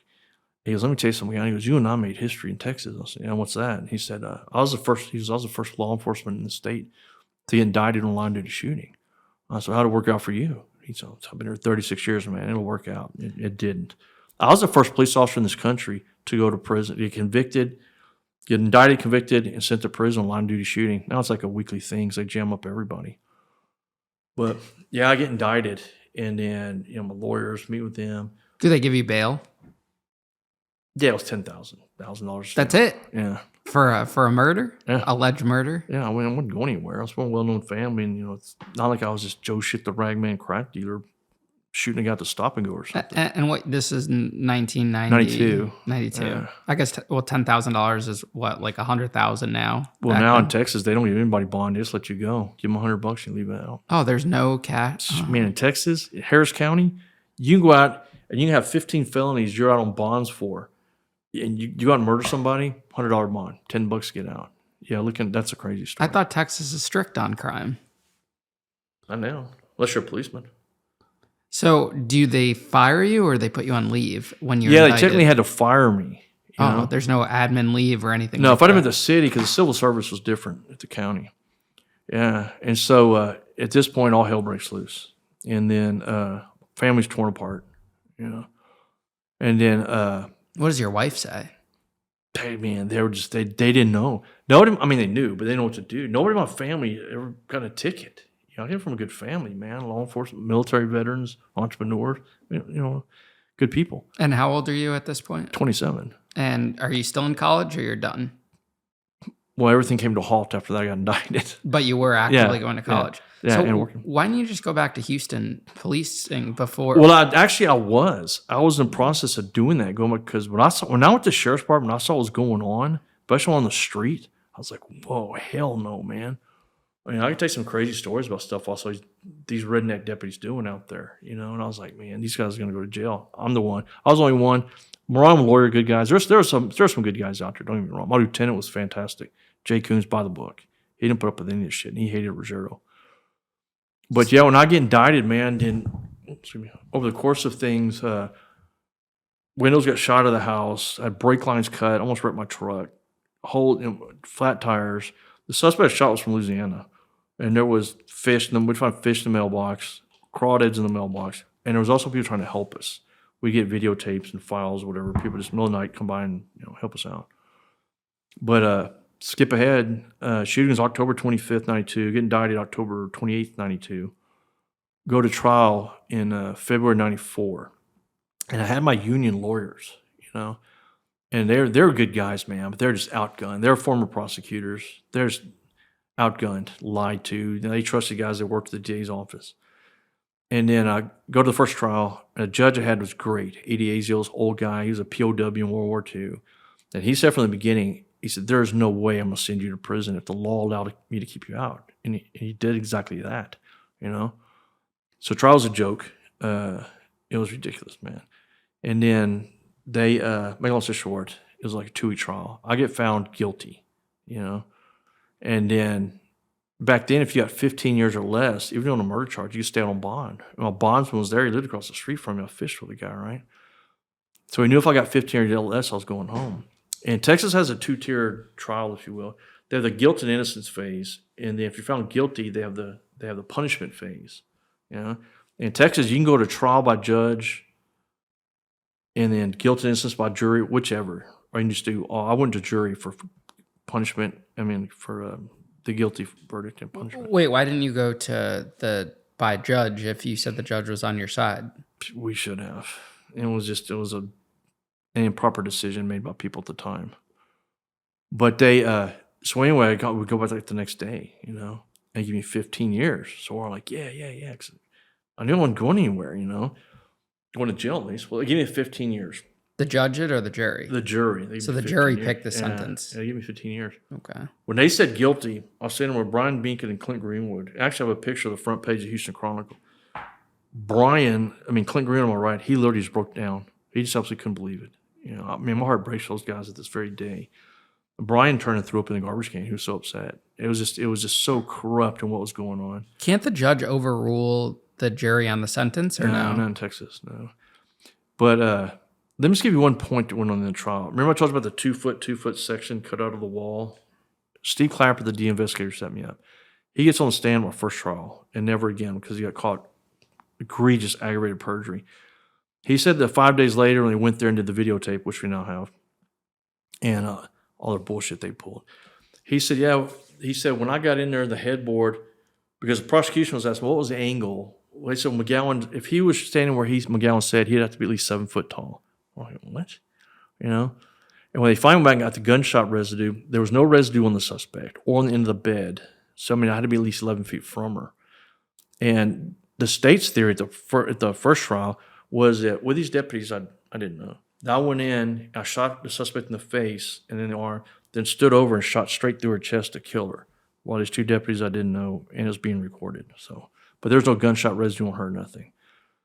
But because there was like no physical evidence, ballistics, for anything that said I did anything wrong, what they did, it was strictly character assassination. Like during my grand jury, they were calling people, and at my trial, people were showing up, my first trial and my second trial. My lawyers are, who's that? I have no idea, you know. Some jerk off I arrested 7 years ago for burglary or something, you know. I sent a lot of people to prison and jail, you know. I sent a lot of people up. But they're bringing people out arrested, but you know, I got to 15, and the judge called me up there, Judge Azios, and he said, "You need to get some good appellate and get this overturned. Get you a good appellate lawyer." I don't know why. I remember this exactly. I looked at the judge. I said, "Who can you recommend?" He said, "Ted." He goes, what's what I'm looking for? Ethically." He said, "Ethically, I can't tell you about, but your attorneys know who to call." So we walked right to the payphone, called Max Sechrest. This was on a Friday afternoon. He said, "Be in my office Monday." And during that time period, it was 9.5 years I was on appeal, longer than anybody. And Mac won every time. Because every time we'd win an appeal, the state would appeal it. And you were on bail during this? $10,000 bail on a murder for 9 years? For a murder conviction, I had a $10,000 bond. You're just free for 9 years? No conditions on bond, nothing. What are you doing for work? Trying not to get killed by the DA's office. I got 6 jobs. Because I could talk myself into a job. That's pretty jobs. Every time I get a job, the prosecutor, Ed Porter, would call these companies. And in Texas, I wouldn't as long as you're on appeal, you're not convicted. I wasn't convicted of a parking ticket at this point. He was calling these businesses and telling them that, he's a crazy convicted murderer. You know, so I'd go in there, they'd fire me. And then the last company I did that with, the company, I told them what was going on. I said, "I'm going to sue your ass." And the company gave me $40,000, told me to go away. So, okay. So I'll be an entrepreneur. So you lived off of that. Yeah. But, man, we started getting death threats. That prosecutor, Ed Porter, would start stalking. He had a thing for my wife. She was running a restaurant. He would come in there and chain smoke, stare at her. And he was like this big, younger than I am now. He's like 56, big, tall guy, patchy beard, big, bulgy eyes, and big eyebrows or whatever. He's a creepy old man. But he started stalking my wife. We'd be like at a restaurant with our kids, and they'd be in the parking lot waving at us. That's sat in front of my house. It's on for years. Years this happened. They went out to my parents' ranch when we were all gone somewhere and trespassed. And they took a video of my parents' ranch. This is right after the Branch Davidian compound here in Waco. And they called my lawyers. They thought it was funny. They said, "Hey, we went out there. We can't wait for the shootout at the McGowen compound." Referring to the the Branch Davidian thing down here in Waco. But it got so bad that the good judge I had, he wound up dying in the middle of this. Judge Azios called my lawyer and said, "Get McGowen in here." And I went to talk to the judge, and the judge said, "Look, I know what's going on. I'm getting wind of this." He said, "I have concerns for your and wife's safety." And my kids were little at this time. And he said, "I have grave concern for your children's safety because these assholes are going, my kids are in private school. They're going to their school, trying to talk to the kids, schools. Hey, there's somebody trying to talk to your kids, And then the judge said, "Do you have relatives out of state?" And I said, "Yeah." And he goes, "You need to move out of state," because he was afraid something's going to happen to us over this. And then I said, because when I was in the Air Force, I was stationed in Montana. And I said, "You want to go to Montana?" He goes, "You've never been, just be here when I call you." "I know you will." It's all right. So my kids go to my parents' ranch, and my wife and I take off to Montana. We get up there, find a place to live, whatever. We're leaving the next day. We stopped at, I think, Butte, Montana, outside of Butte's little throwdown motel. And I leave to go get hamburgers or whatever, because we're going to eat and sleep and get up like 4 in the morning and leave. I get back to the hotel. And there's 2 patrol, I think it's Medicine Bow County Sheriff's Department. 4 patrol cars are pulling out. Oh, that's weird. So I walk down to our door, and the door to my room's kicked open. And my wife's soaking wet, nothing on but a towel wrapped around her, hysterical. I thought somebody broke in and raped her because I see these deputies leaving. It takes me 5, 6, 7 minutes to calm her down. What the hell happened? Well, she called her sister in Houston and said, "Hey, everything's going cool, whatever." And those prosecutors had an illegal trap and trace, a bug on the phone.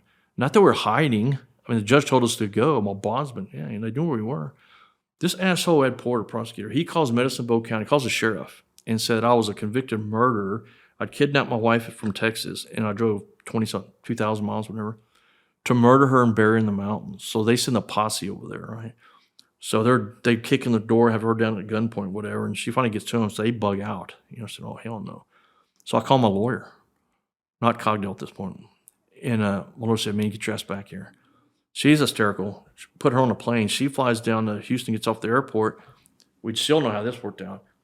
Denholm, Clappert. Denholm's a homicide lieutenant. Clappert and Denholm and the investigator and Ed Porter prosecutor waiting for her to get off the plane. Well, my mom and sister are sitting there. "Hey, you have to go with me." So they don't know. They're all upset. Well, I think she has to go. She didn't. They get her DA's office. They're showing her autopsy pictures. this is what he's going to do to you. Your husband's a murderer. This is what he does, And, he dated this woman and this. And my wife, she knew what was going on. That was this culture thing. She didn't approve of it. But, just kept trying to turn her against me, And then I had another job, and I was in Birmingham, Alabama. I think it was like right before Christmas time. And my wife left the house to go take our kids to their cousin's house for a birthday, same neighborhood. She comes back and shuts the door. She said he had been hiding in the bushes, poured to the prosecutor. She said, it wasn't even 5 minutes. All this is documented. And she shuts the door, and there's a bang on the door. And I always told her, lock the door and look at the people. But anyway, she doesn't. She opens the door, and it's Porter. He shoves her and comes sit there for 2 hours, telling her all this crazy shit. We screwed up. He told her that his wife, his live-in woman, wife, whatever she was, for 17 years, had recently left her. And he had a 17-year-old daughter who recently died. We would have never known that. So I call my lawyers. We go down, the judge tells him to stay away, which he did, and it just kept on. But to get on the story, this went on. We won 4 out of 4 appeals. And the DA's office said, we're not going to retry them. We knew they were. And so 4 times up, we won. They're going to have to retry me or dismiss the charge, right? So we're going to retry them. All right. So I had an uncle who was helping out financially. He said, hey, go talk to the top 5 lawyers, narrow it down to 3, and I'll go meet with them. We'll decide what to do. He said, I'm going to cut the check on this. This is ruining the entire family, which it has. And so we go meet with Max Sechrest, my appellate lawyer, brilliant lawyer. Comparing his briefings to the states, it was a PhD versus a kindergartner. We won every time. And state and federal law changed over something involved in my case. But every time we win the appeal, they would appeal it to a higher court and back and forth, harmless error analysis, hearings in bonk where all the judges heard it. We kept winning, And so anyway, I narrowed it down. We went and met with Max Sechrest, my appellate attorney. I wanted him to have my case because he'd had me for 9.5 years. And the Brady violations and whatever. He said, I can't tell you we're not going to go to trial. He said, what we do have, there's a good chance we won't, but it's going to be $1 million, And he said, it's going to run more than that. You're going to have to pay it. Well, you can't, he won every time. So every time he needed money, we'd figure out how to get it to him. Of course, my uncle kind of balked at that. And we went with some other big wig lawyers. And I wound up going and talking to Dan Cogdill. Absolutely, hands down, the biggest mistake of my entire life, this lawyer. I'd seen Dan around the courthouse. I'd never spoken to him. I'd never met him. But he's like this big, brash, arrogant, loud, fancy dressing, kind of guy. And my previous attorneys are good guys. They're like kind of meek, quiet guys. So this is what I need. I need somebody who's not afraid of these assholes, man. Go after them. But I go talk to Dan Cogdill by myself. I go in there. It's just Alan Goodling, his partner, who we've talked to since. Alan Goodling, and he had like some paralegals and Jeff the investigator or whatever. And he gives this big spiel. He was lying about everything. We didn't find out till later that he hadn't even practiced in a year because he'd knocked up some dancer and had a kid. He was trying to gave her $1 million for the kid. And so how's his first big case to get back on going, right? And so he gives this big story. And so I said, all right. So I went and talked to my uncle. My uncle goes and talks to him. And he goes, all right. And then a bunch of lying, controversy stuff he told us absolutely was not true. Anyway, I wound up hiring Cogdill. And so it was $300,000 up front, right? So we gave him $300,000. And then he said every Monday, Wednesday, and Friday between 3 and 5 is McGowen Day because he'd be in my office. I had him for 11 months. We never talked about the case. Never. He did nothing. And every time I was head down there, he was friends with Johnny Carabin and Lyle Lovett, Johnny Carabin's Restaurants, and then his uncle Damian Mendola, and Lyle Lovett, that country singer, actor guy. So we just go to Carabin's and they'd smoke cigars and drink scotch or whatever, And like our third time doing that, because every time I'd be headed down there, his secretary would page me, so I mean, payphone. Hey, just meet him at Carabin's. We never in 11 months discussed my case. It was like the second or third time I'm with him, it's me and Jeff Becker, the investigator, Dan's driving, and Alan Goodland's partners in the front. And we go to this little, we call them Jack Shacks, these little Oriental massage parlors. And we pull in his raggedy ass in his parking lot. I said, what are you doing, man? How are we going here? I think he's bullshitting, right? I said, what? He goes, yeah. We ain't going in his Jack Shack? He goes, yeah, we go in there every day after lunch, get a hand job. I said, you fucking serious? He goes, yeah, we do it every day. Come on, man, I'll pay. I'm thinking, yeah, we just give you $300,000. You can afford more than a hand job, And I got pissed, And so he realized I'm pissed off. So we go back and I burn off. He does nothing. We had the first trial set up for was like the Wednesday. It was sort of like the Wednesday before Thanksgiving. He had this big scam. We're going to go in there, and because the guy was prosecuting me made my shooting scene, so technically he was a witness. And a witness, you can't be a witness in a prosecution. So we're about into 3 or 4 months having cocktail. We're sitting there, Johnny Krampus. He goes, "Hey, here's what we're going to do, man." He goes, "I didn't look like this, 30 years ago." He goes, "Look, man, you're photogenic. I'm photogenic. Charisma." He goes, "I do this all the time. When we go to voir dire, we pick the jury. Someplace called voir dire, but it's actually pronounced voir dire. We go to voir dire, and he said, don't stare at them or smile, but just make eye contact." He goes, "I'll get as many good-looking women on the jury as possible." I'm like, "What?" And he said, "Yeah." And he said, then during a trial, he goes, "Every time I get a trial like this, I get called by one of the women on the jury. Hey, if you go out with me or sleep with me or whatever, I'll give you a not guilty vote." And I'm like, I said, "Are you serious?" He goes, "Yeah, I do it all the time." I said, this is your legal strategy to do this, to get me out of this? It works all the time." So I said, "Man, it's going downhill, dude." So my family flies in, whatever, to start trial. He postpones it like 2 days ahead of time. They postponed it till March of 2002. Mind you, the shooting happened in 92. So we're going to get to the trial. And then 11 days prior to trial, Jeff Becker, Dan's private investigator, calls me. And I'm sitting to my wife, the kids are at school, and we're talking about how Dan's doing nothing. 11 days prior to trial, excuse me, Jeff Becker calls, answers the phone, and he said, "Hey, man," I could tell the tone in his voice. He goes, "Hey, man, I need you to meet me. I need to talk to you." "All right, where are you?" I said, "What's up?" He said, I'll tell you when you get here." I said, "Where are you?" He goes, "I'm at Cadillac Bar. I just yuppie restaurant near downtown." I hang up, I look at Michelle, and I said, "Man, I'm fucked. I'm going to prison." Exact words. So I would get dressed, haul ass down, meet him. We have a couple of cheeseburgers, some Lone Stars, maybe smoke a Marlboro. He looks at me, and his exact words, he goes, "You are fucked. You're going to prison." I said, I just told my wife that very sentence. What is Dan doing? At this point, Dan had me and 3 other very high profile cases. And those other 3 people and me, we had talked. Just the 4 of us had paid Dan $11 million in 11 months' time in legal fees, right? So I'm sitting there with Becker, and Jeff tells me, he goes, he's not talked to any witness. The only witness Dan Cockdale talked to in 11 months was the Sunday night at a restaurant, a public restaurant, with Michael Schaefer, my confidential informant, for less than an hour. The Sunday night before my trial started Monday. He talked to not one witness. He looked at not one document. He did nothing, And so I do something else. So when we find out he's not doing anything, Jeff tells me at the restaurant. So I'll haul, I burn off. I go to Dan's office, slamming his door. They're trying to grab me. I'm reaching over the desk at Dan and say, "Man, if I'm going to prison, dude, you're going to go too. I'm coming after you. I'm telling you, And then when I asked Jeff at the restaurant, I said, "What the fuck? What did he do with $11 million? He said, "Blew it on hookers and snorted up his nose, man." That's a lot of dope and hookers, man. But so anyway, make a long story short, we go to trial. Can you switch it to a judge trial at this point, or no? I don't think so at that point. My wife's like, "You've got to tell your family, man. You got to fire him." I said, "We're getting $1 million for another lawyer." But why didn't you learn after the first time? Isn't the same judge after all those years? Oh, it switches judges? Correct. Okay. This next judge I have is Mary Lou Kill. And a little sidebar on this one. I get called last night by a deputy who saw me on another podcast. He did 15 years and 6 months in prison. The same guys, the same judge. Yeah. So this is a worse judge now. Oh, yeah. And she went to Cogdell. She went to law school at Cogdell, my lawyer at the time. And what about the They prosecutor? just hated each other. Same prosecutor. After 10 years, he kept getting elected? He would not back off, man. But he kept getting elected each year? No, you elect the district attorney. In Texas, you have a district attorney as the elected official. Prosecutors under. And then you have the assistant district attorney, the DAs. Like California, they call them deputy DAs or something like that. They're assistant district attorneys. They're the actual prosecutors. Mm. And so anyway, we go to trial. Fucking joke, dude. First day of trial, one of the jurors walks in, and he's holding one of these tabloid trash books that was written about me many years ago. He comes in, the juror has that book, walks in. I see it. I tell Dan, "Do you see what that guy has in his hand?"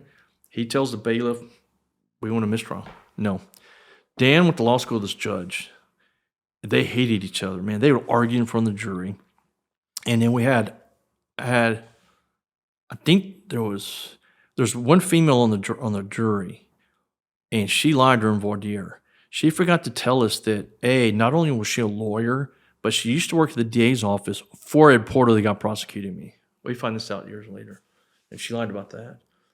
But we go to trial. Dan is so high on cocaine, man. He hands me 2 legal pads, and there's multiple people witness this. I think there's some footage of it, actually, the news. He hands me a stack of 2 notepads, or legal pads, and a stack of those Post-it notes. He goes, write down everything. So Alan Goodling, my co-counsel's over here, feel sorry for that guy. This idiot, Cogdell, and the prosecutors. I'm literally writing this legal pad, who the witnesses were on the stand, and what questions for Cogdell to ask him. He didn't even know, The trial's going to shit. Aggravated perjury. The 2 prosecutors involved in getting the warrant, point fingers at each other. It was a joke. But we go to have lunch like toward the end of the trial. I'm walking back with my family. My brother's a policeman. I'm walking back with him. I'm walking by my truck in the parking lot. I knew I was going, dude. I stopped. I looked at my truck. My brother goes, don't even think about it. I was going to haul ass, man. I said, y'all could have been in Mexico in 4 hours. I'm telling you, if you're an innocent person and you're getting charged for something, run. Absolutely flee. It's easier to fight your thing from Belize or somewhere. Do not, man. I tell people, run. If you're innocent, because you go to prison, nobody's gonna help you. They monitor. They go.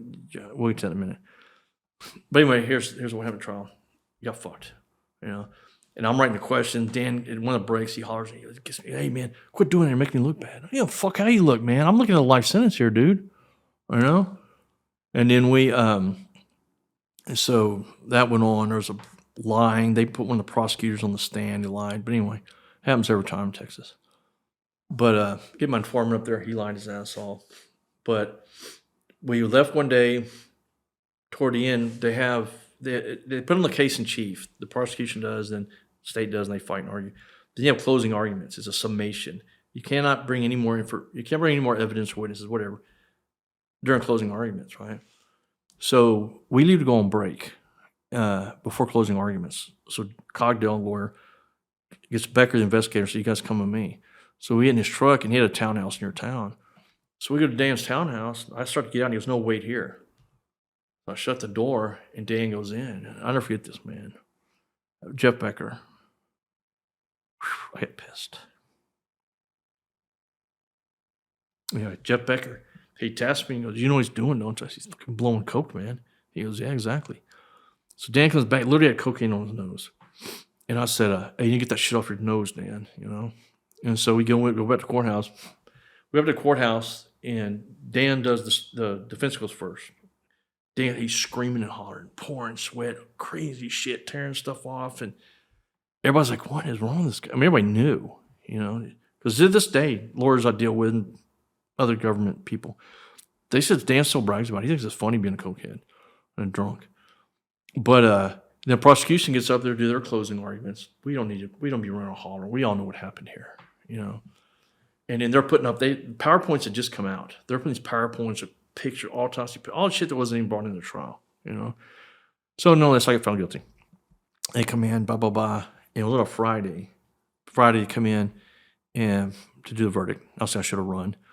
But they came in with a guilty verdict, And I heard my mother just wail. I heard my dad. I was like, man. And then the judge, Mary Lou Keel, she's now in the Court of Criminal Appeals. She points at Cogdell and she goes, your client's bond is revoked, right? So he throws a pencil up there. Well, I expect no less of you. They did this all the time, So they put me in jail over the weekend, which was my birthday, Easter, and my anniversary, all on the same weekend, So they bring me out Monday to go to trial, and for punishment. They're bringing people we don't even know, man.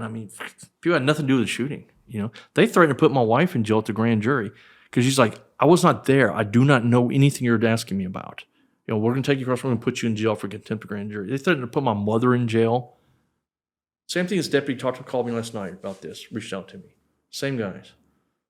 But so I went there and I get 20 years, I was like, fuck, man. And they let me, because I knew all the deputies and bailiffs, whatever. So let me help my parents get by. My brother had his Glock. So I patted him. He goes, don't think about it, man. I would not do it. I'm not like, I was about shooting that prosecutor in that stupid condo. Man, seeing what went on. And at this point, it'd been like 10 years of dealing with this bullshit, right? So they hooked me and booked me and go to jail. Now, there's still all those witnesses from 10 years ago still around, alive, everything? We've reached out to a bunch. We contacted some. No, at that point, after 10 years, Yeah, they were still Dan in Cogdell town. called nobody. After I hired Cogdell, $300,000. Maybe 30 days later, he called me back and said, "Come in the office. What is it now?" He goes, "Hey, we're going to hire these expert witnesses. How much? I need $100,000." Man, so we went to my uncle. I said, my uncle's like, "We got to do what we got to do, man." So at trial, Dan, where are these expert witnesses? Oh, we decided we don't need them. So he pocketed that $100,000. I'll read these documents in a few minutes. But these documents got recently. There's all these receipts that I got from Dan's secretaries or whatever. And he actually bought a plane ticket for Dr. Ed Heesky. He was a ballistics forensics guy. We have his report. Tore up what they did at the sheriff's department to me. But in there, and there's a note in there, Dan sent this note to him and said, "Hey, we don't need you down here." He's up here in the Dallas area, He didn't hire Dr. Hirschhorn, who charges $20,000 a day. He's a jury consultant. We paid him $40,000 for that because he charges $20,000 a day, and it was $40,000. We were, we're picking the jury. I said, "Where's Dr. Hirschhorn?" We just said we don't need him.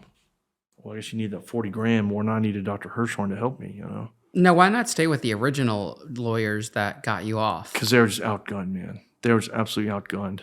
And then, But they won the first case, so why not? No. I got found guilty in my first trial in '94. Yeah, but they beat the. Oh, I guess No, that the was an appeals. appellate lawyer. Max Seacrest came in. He handled my appeals in between trials. And he wouldn't go back to handle the trial. Yeah, I should have hired Max Seacrest, but he wanted $1 million, And That in would've the been long worth run, it. we should have done it. Yeah, Now, how could they prove murder? Why not like manslaughter? that's a good question because this is the legal aspect of it. Both sets of attorneys in both trials, they said, because in Texas you can have a lesser included offense. You can go rob a convenience store, shoot the clerk, capital murder, death penalty, right? So they can charge you with capital murder, or they can charge you with murder, voluntary manslaughter, aggravated assault, all these lesser included offenses. And so you throw that out to the jury, and so the jury can go, well, he didn't really capital murder, so we'll give him this, right? So both trials lawyers, there's a time I agreed with them.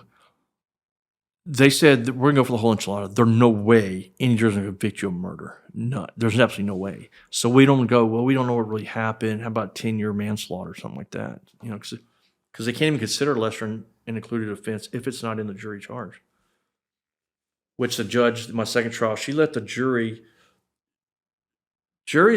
aren't there to make the legal decisions, facts of law. They're the facts. They're decide what's being told if it's true or not. And then the judge decides if it's legal or not. And she does her jury charge. The judge let the jury, on my self-defense claim, they let the jury to decide that. In the state of Texas, probably every state, federal law, it is against the law to resist arrest, even if that arrest is unlawful.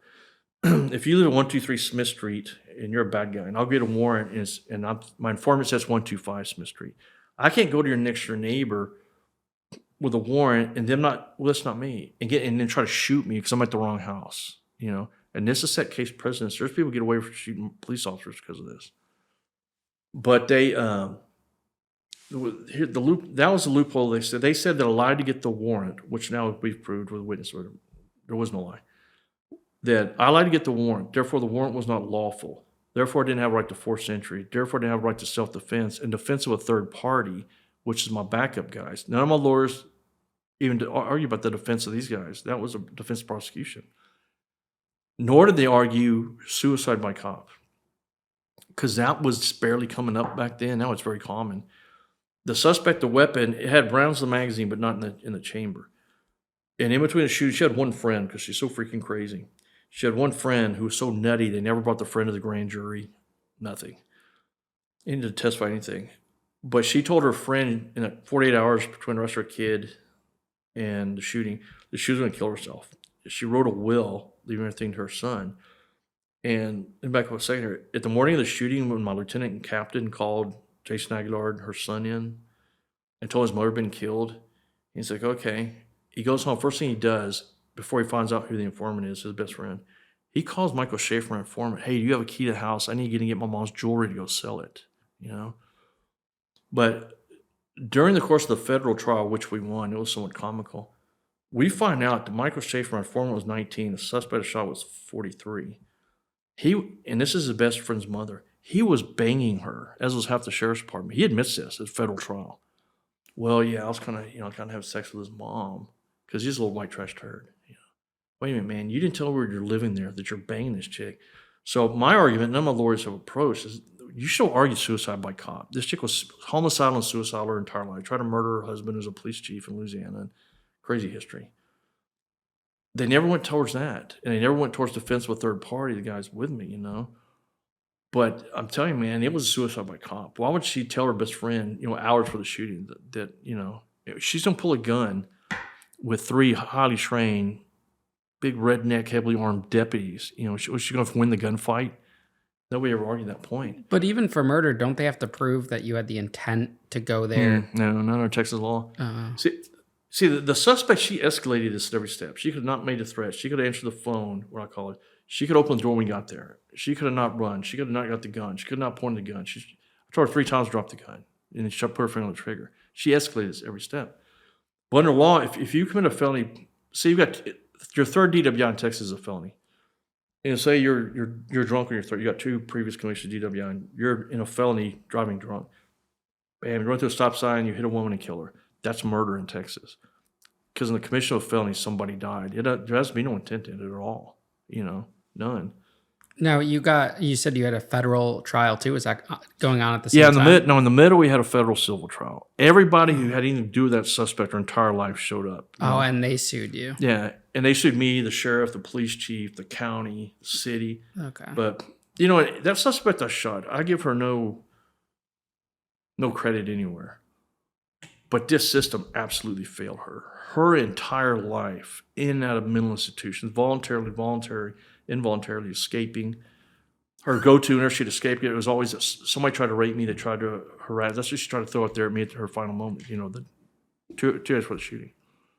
And all those accusations made against me were made by the deputy who got fired over harassing her, and I got sent out there to just replace him. All that shit and pad boys, that was all this guy. We've talked to him, you know. But anyway, yeah, and they said that because I lied on the warrant, therefore, you know, in there. But I'm in prison like 2 years, and I can show it to you. I have it on my phone. I'm in prison like 2 years. The same prosecutor set me up. There was a Pedro Oregon, very controversial shooting in Houston. These HPD officers go into a house with no warrant, gunned down this Mexican guy for whatever reason. And they didn't charge him. The prosecutor just sent me to prison 2 years before. In the New York Times, I have it. They quote him. He said, police officers have a right to defend themselves, even if they're unlawfully in a house. And I read that like a few months I saw that. I'm like, didn't you send me to prison for 20 years over that, you know? But after all that craziness happens, but that's the loophole. They said I lied to get the warrant, which now we have evidence we did. So now tell us about that first day at prison. They take you into custody. You got a 20-year sentence. What happens? Yeah, culture shock, to say the very least. Well, when I got found guilty, it was on a Monday. They didn't want me in Harris County Jail because I knew most people that worked there. I trained a bunch of them, and my cousin was a deputy in there.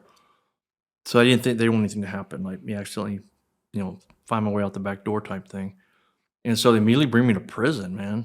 And they take me to the Bird Unit in Huntsville, and it was right near where y'all went.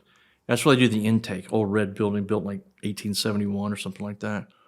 I get there at night, and the captain meets me, and he's actually, that was many years ago, I don't remember his name.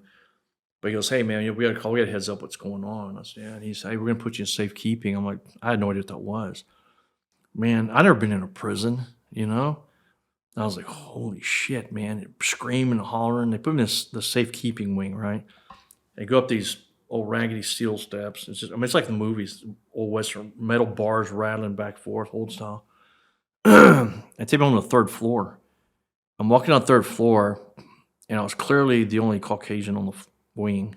I was clearly the only heterosexual, clearly the only sane guy, or any guy with an IQ over 70, you know. And back then, the prison boxers had a fly in the front. All these dudes had the boxers on backwards, the fly in the back, and I'm about these two idiot guards. I have nothing polite to say about prison guards, but with their butt cheeks spread, hey, and all this. I'm like, what in the fuck? I think that's what I'm going for 20 years, right? So I'm escaping out of here, And so it's been the first night, everybody's screaming, they know I'm a white guy in there, and the inmates at that point didn't know who I was, I don't think. But I didn't much sleep that night. Next morning, they pull us out the shower, and I showered at the end of the run. And I'm there with like 5 dudes in a shower about the size of this table, man. And they're all staring at me, doing their thing, whatever. And I'm like, fuck this, man. And people, you were locked up, man. People ask me, what's prison like? I said, man, to be honest with you, Shawshank Redemption. I said, if you see that movie, except it's 115 degrees in there, prison's much worse than that. But that's the closest to I've ever seen in movies. But man, I'm there for I was there for 5 days. I have a clue what was going on. They don't tell you jack shit, right? Feeding us slop, all these shitheads screaming and hollering. Yeah, I was there about 5 days, and they have, you went through it. They have medical, then the psychology, they do your IQ, and so they call me in Sociology 1 and 2. Sociology 1 was about your family, right? I don't tell them jack shit. I won't tell them anything about where my family lives. I guess you run away or something. So I'm not telling you shit, And so they call me out this is my 5th day, they call me out, Sociology 2, and they discuss your case. I'll never forget this. There was this woman there, maybe 40, whatever. And she had 4 big 3-ring binders laid out on her desk and a couple smaller ones. I walk in there and she goes, "You McGowen?" I said, "Yes, ma'am." She goes, "Have a seat." And I said, "Man, I don't understand." I'm pissed at this point. I've been up 5 days straight. And then she goes, "Let me tell you something, man." She goes, "I've been doing this 14 years. I'll never forget this woman." She goes, "This is the biggest crock of shit I've ever seen." She goes, "What the hell are you doing here, man?" She goes, "You had a warrant signed by a judge. The suspect had a gun, registered her, she had illegally. You had 2 deputies there you didn't even know as witnesses. Her son, there's a statement from her son that she was going to murder her husband with. And she goes, how in the hell did you wind up in here? What are you doing here?" And I said, "Shitty lawyering, man, and I'm fighting a corrupt system, And then and then she said, "This is just ridiculous, And I said, "Yeah." I said, "What do you start reading?" I said, "What is that?" She goes, "It's your case file." I said, "From where?" She said, "From the district attorney's office." And it was pretty much what happened. I said, "Well, that sure as hell is not what they threw me in prison over, And so, excuse me, a couple of days later, 2 guards come and get me. They say, "You're on bench warrant. Go back to your court again." I said, "Now they're going to jam you up on something else, right?" I don't know what the hell's going on. Well, it's 2 Harris County deputies, because it's like an hour and a half from Huntsville, where I was, to Houston. These are 2 guys I trained. And I ran into one of them about a year ago. They come and get me. They look at me and say, "Don't say anything." It's all right. So they do the shackle thing or whatever, and they got the sheriff's van. It's just those 2 guys, 2 deputies. We in the van, they go a couple of blocks down. They get out me, unshackle me, whatever. "What do you want to eat?" I said, "Whataburger, man." So they took me to Whataburger.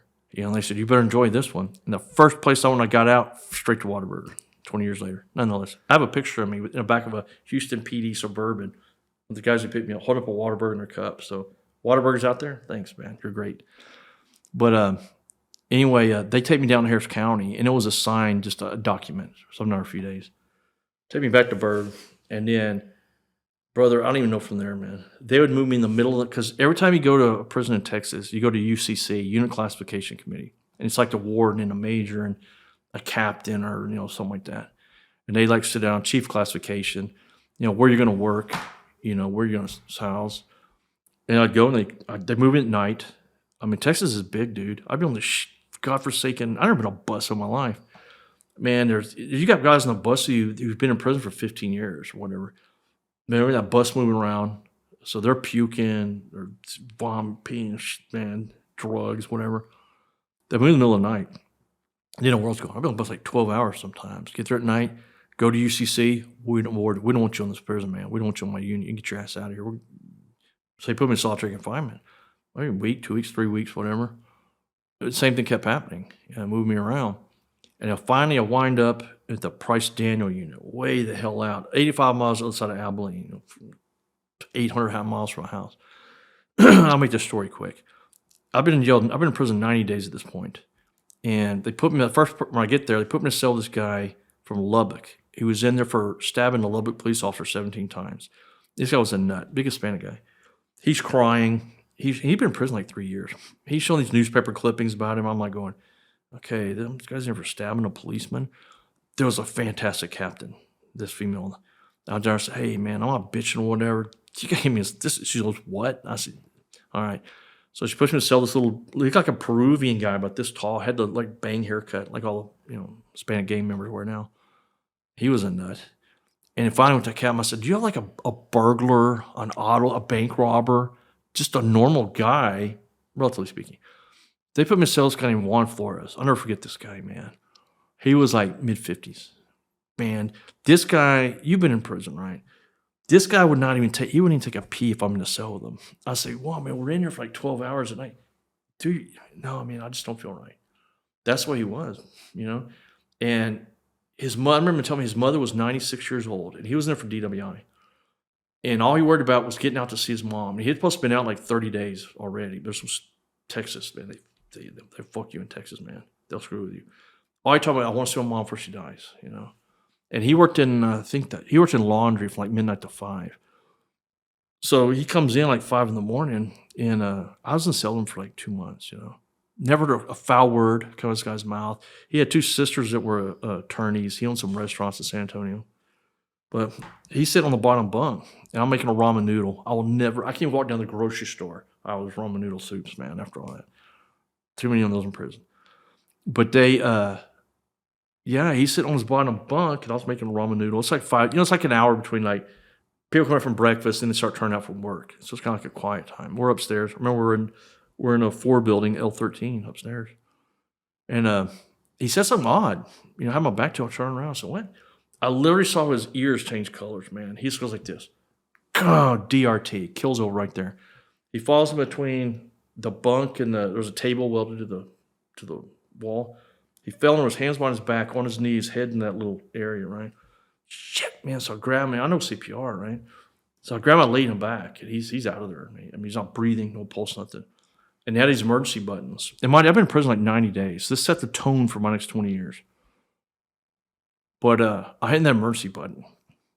No response, right? And I didn't talk to any other inmates, the whole time I was there. And then, I'm CPR, giving him.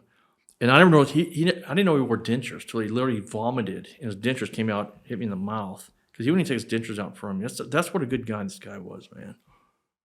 And so, man, I get on, bam, bam. We had solid steel doors that swung out. They had like a window like this, a small one, with that, metal screen thing. And all the inmates are looking at me because I'm hollering, right? Because I never talked to anybody. So bam, bam, bam, bam. I'm kicking the door and I'm hitting the emergency button, getting down on him, doing CPR. I hollered out. I said, Flores is dead. Get some help, And inmates are. They go ape shit. They're screaming. Because everybody liked that old guy, And finally, I've been doing CPR for many minutes at this point. Man, it's like 115 degrees in there. I'm on my knees on this concrete. I still have my knees. I got like golf balls underneath my knees from this. But I'm getting CPR and the door opens, And there's this little white female guard, about 60, a little petite. And she's just like, I'd never seen her before. So she's staring at me. I had vomit on me. He's peed everywhere. And she's just staring at me. And I said, hey, CPR? She goes, yeah. I said, I already had vomit shit on me. I said, just do chest compressions as hard as you can. I'm telling her how to do it. And she physically wasn't big enough because he was about my size. He's like 2.25 or something. I shove her. I said, go get some help, man. So she runs down. And, man, they get on the radio. And not that it mattered, but they thought it was me. Not that it mattered, but, because everybody was real leery about me on the unit, something happening. And this is where shift change. You got night shift and day shift coming on. They're all running in that cell, man. And by now it's like 30 minutes. I mean, it's got CPR in his heat. This cell was the big cells. So it was, I think 7 by 11 or something like that. That was their big cell. There was me, a dead guy, and 2 nurses. There's 14 of us in that room, that cell. Nobody's helping. I'm telling you, you're going to have to help me, man. 'Cause CPR is physically difficult, especially on your knees on concrete and so freaking hot.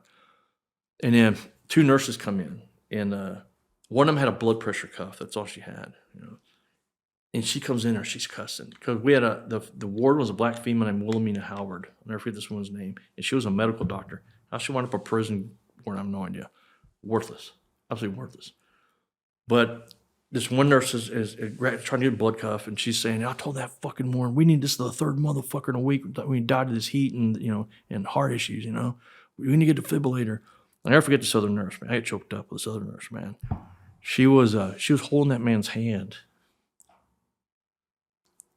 And she's right next to me. Okay. She was holding Juan's hand next to me, and she was,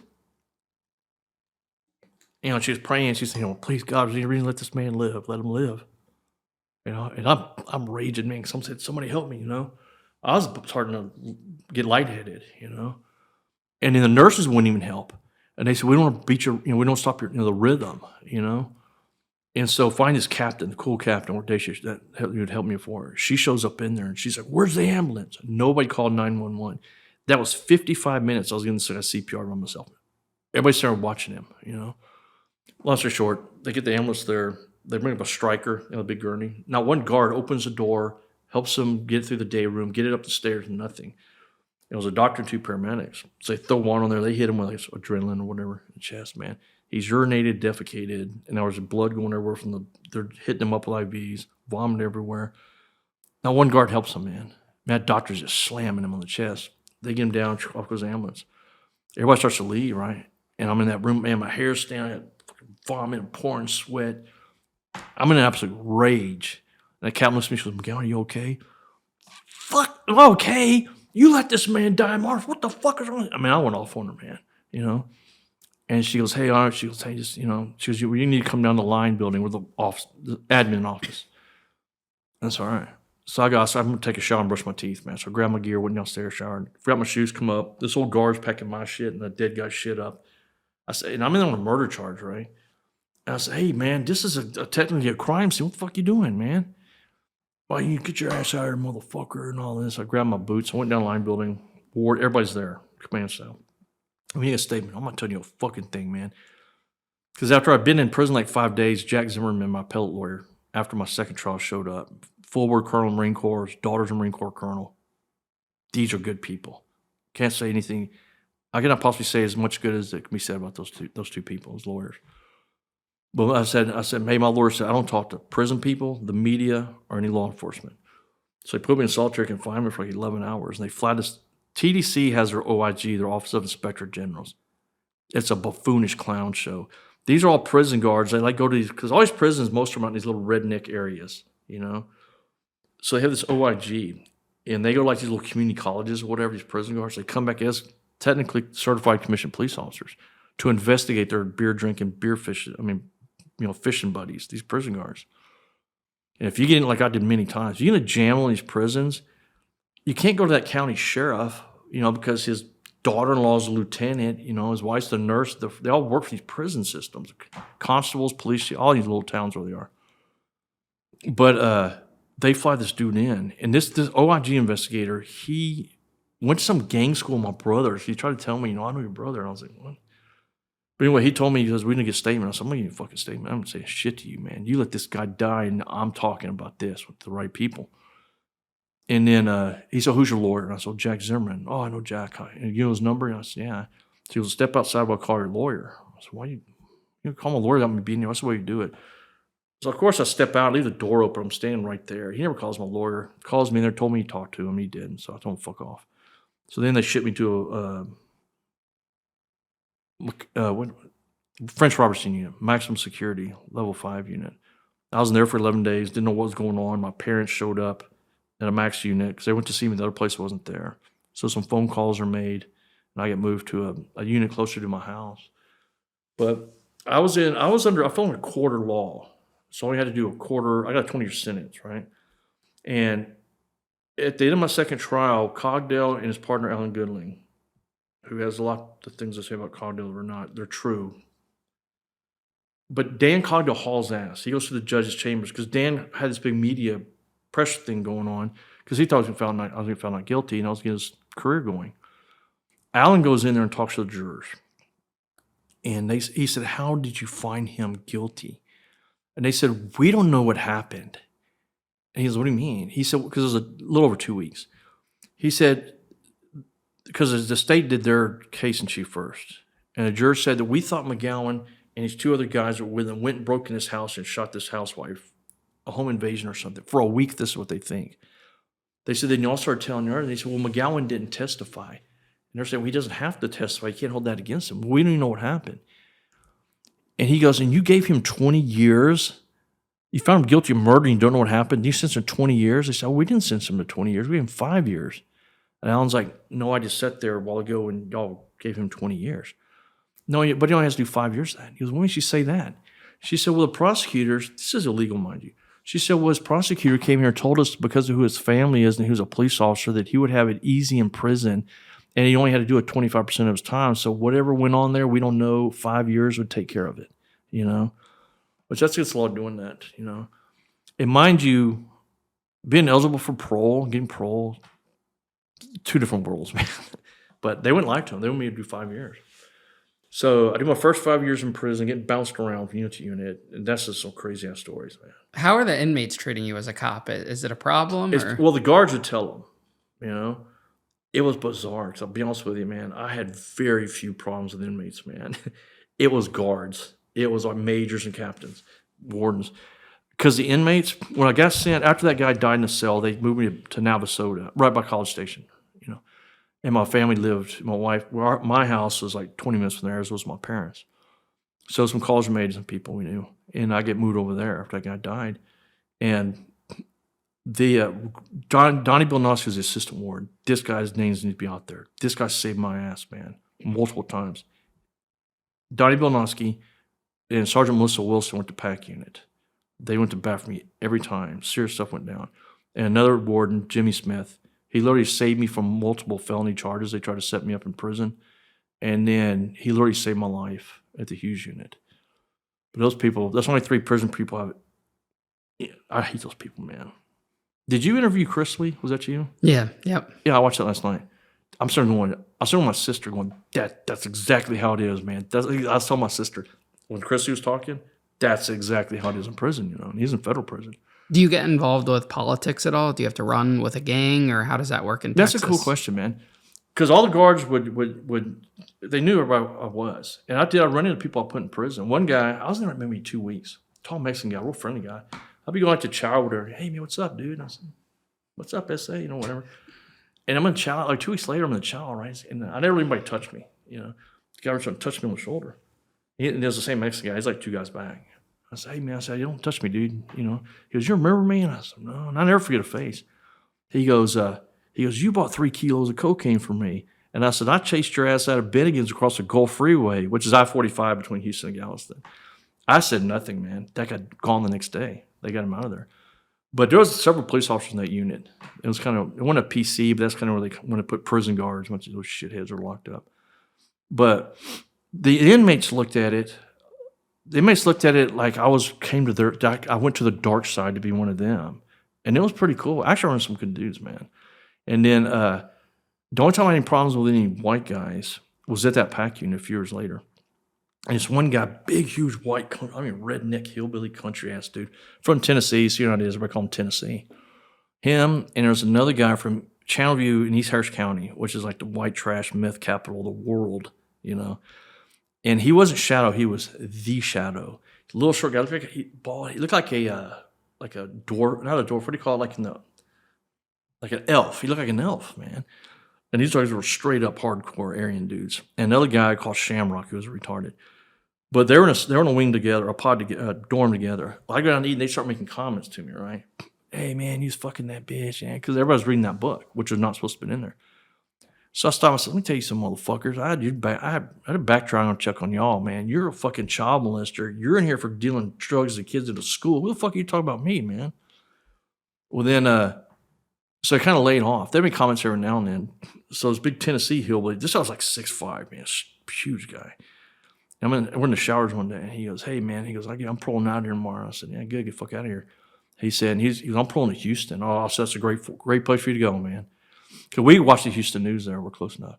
He goes, when I get out, first thing I'm going to do, he goes, I'm going to go fuck up the first 3 HPD officers. I said, you motherfuckers. I said, that's a great idea. Dude, like 4 days later, we're watching the news. He pops up, shot and killed by Houston PD. That's where we're all laughing. And I said, yeah, I guess he actually was going to do it. Good. So I got rid of that dude. But the Shamrock dude got transferred somewhere. Well, then they moved that little Shamrock dude. He was an older cat, like a career long, but I called him Shadow, and he was like, my name's not Shadow. It's The Shadow. I'm sorry, The Shadow. How you doing, The Shadow? But he was put in my dorm, and he goes, throws the gear in his bunk, walks up, and he said, hey, man, we're just fucking with you, man. He goes, I have no issues with you. You're a cool dude. All right. And I heard that several times. People get moved in there, and you have the assholes, hey, he's a fucking cop, he's a snitch. And I didn't work at HPD that shooting, but that HPD followed me for all those years. Hey, HPD.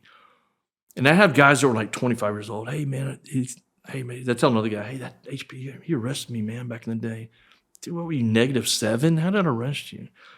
And when I was on that unit, we had a really good lieutenant. Man, Adrian, what's the last name? Big muscled up guy. Adrian Thomas. He looked real scruff, but he was a good guy, man.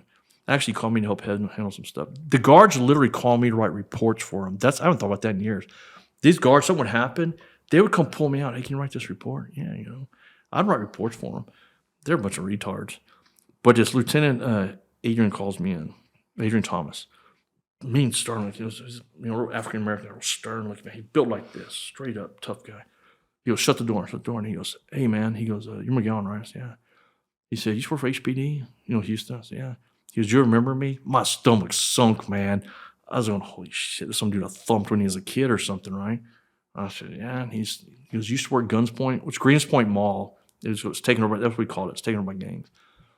I said, and he goes, you arrested me when I was 14 years old. And I said, well, I guess you deserved it at the time. He goes, you know what? That changed my life, man. You changed my life. He goes, I'm a lieutenant. He's been there like 18 years. He said, I'm a sergeant at College Station PD, and I've been working 20 years, man. You need something, let me know. I was like, yeah, hell yeah.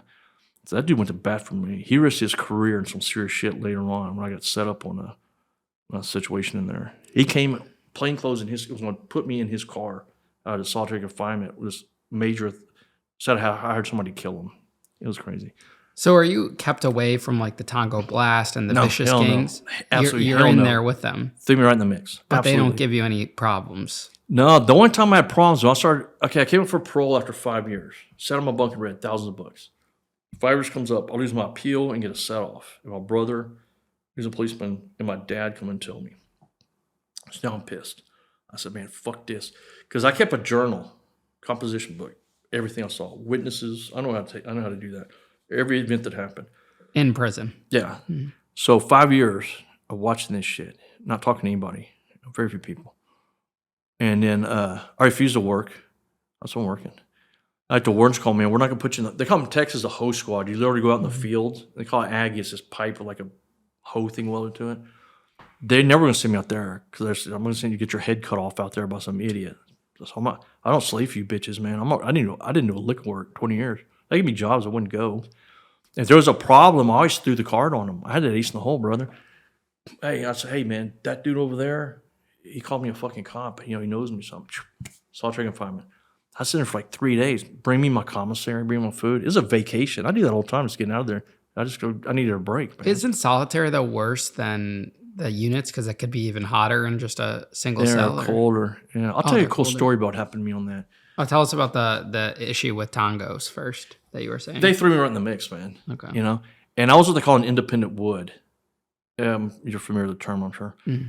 If you're a white guy and you don't run with anybody, but in prison you got to stay to your own people pretty much.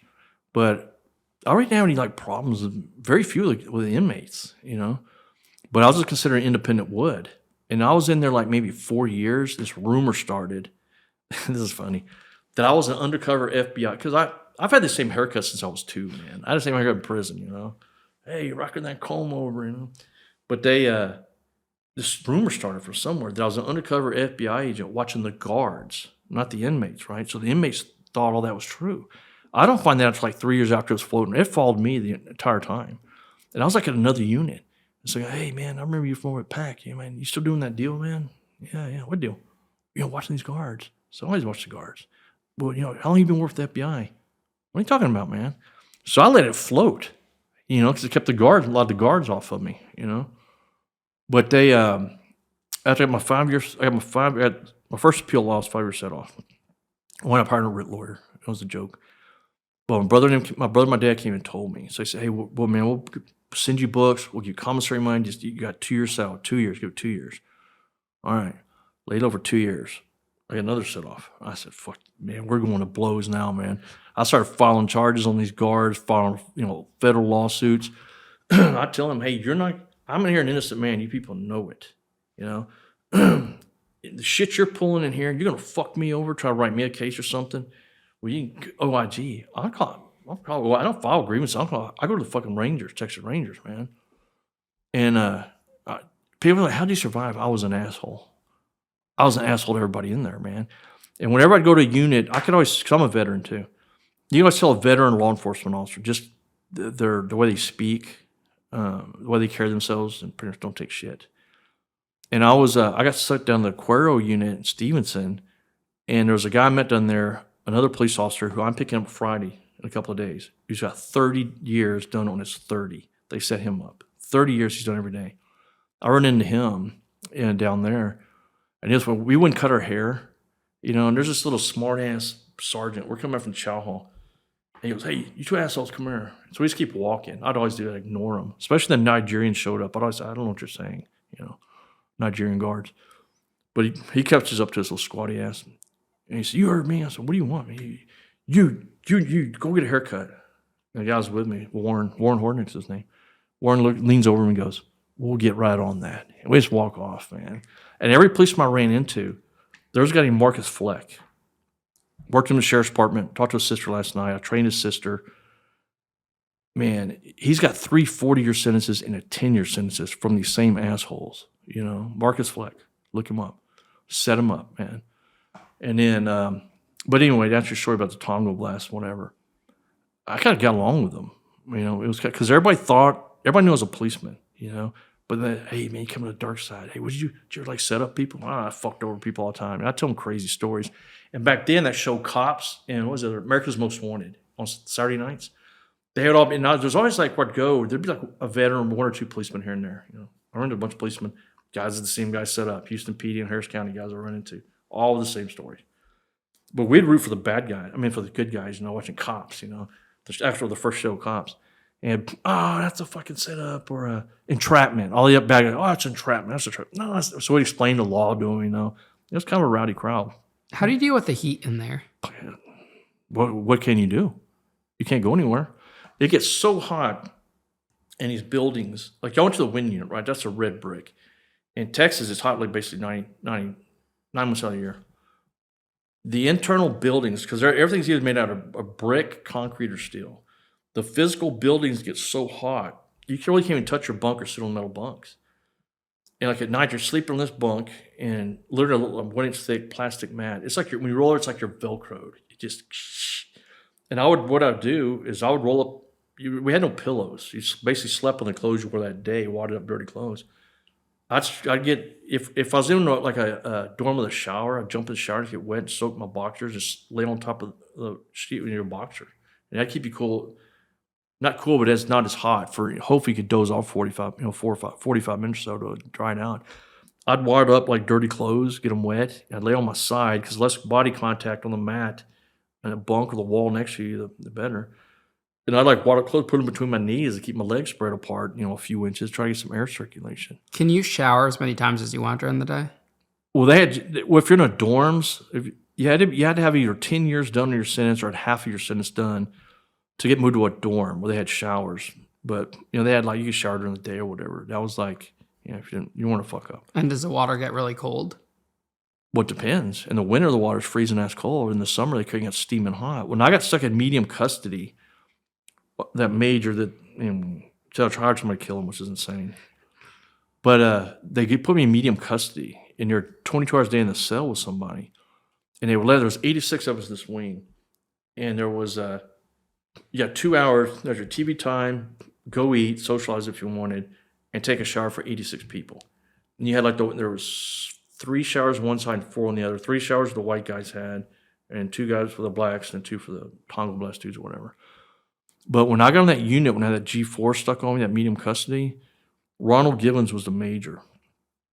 This was a good guy, man. And I go in there and he said, hey, what the fuck's going on in that PAC unit, man? You're like the 8th guy that's got here with injuries. Because I wound up with a busted jaw and dislocated shoulder from this major and a warden over there. But anyway, So he goes, hey, I got to put you in medium custody. I don't know what's going on. It's going to take me about 2 weeks to get this off your ass, get you back in general population. He said, why are you in prison? No, I think you're familiar. Yeah, I'm fine. I'm asking you, why are you in prison? I said, well, not for something I did, but in on a murder conviction. He goes, no, that's not why you're in here. And I'm like, what? He goes, you're in here. He goes, you look like a total fucking nerd. And I have all the prison glasses. And he goes, anybody ask you, you're in here on a computer crime situation. I said, what? He goes, because when I put you in medium custody, because there are hardcore gang members in there, he said, those Aryans are going to shoot right to you, man. You stroll in there the way you look and the way you talk, the Aryans going to snatch you up. All right, So I go in there and I walk in, and these guys are like medium custody. This is next to maximum security, right? They're on there for disciplinary and crazy shit.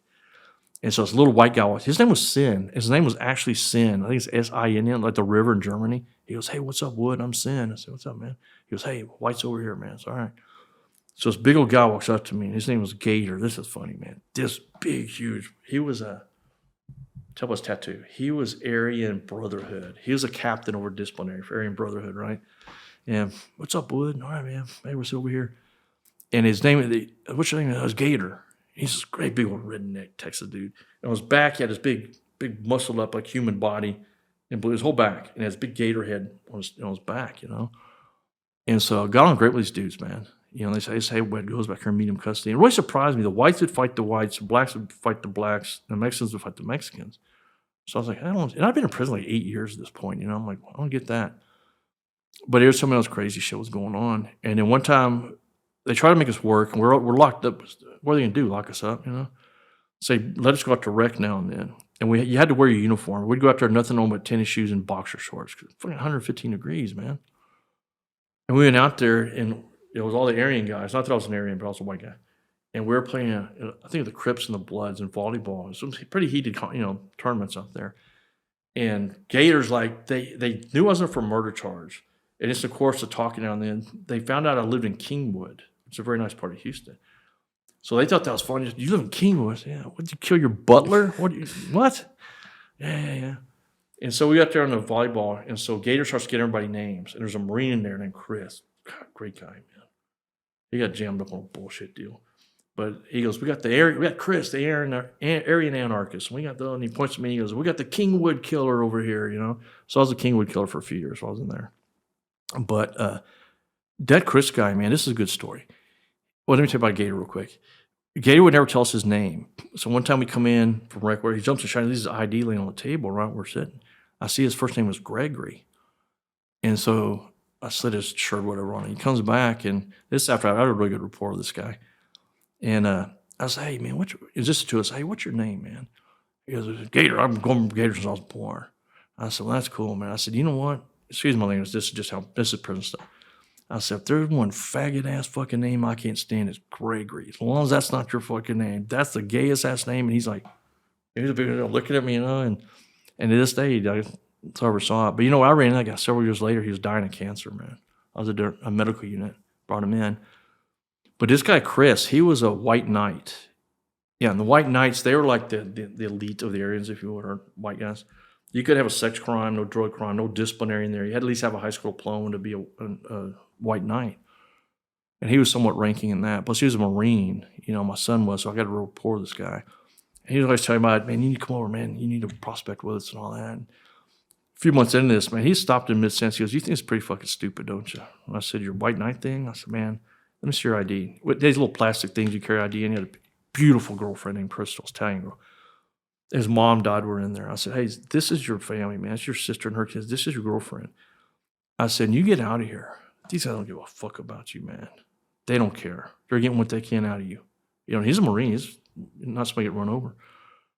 And I said, this is your girlfriend, Crystal. I said, who do you want to wake up in bed next to you? Because Crystal sent him letters. He let me, tell me that if you don't get up, quit doing stupid shit, and I'm not going to wait on you.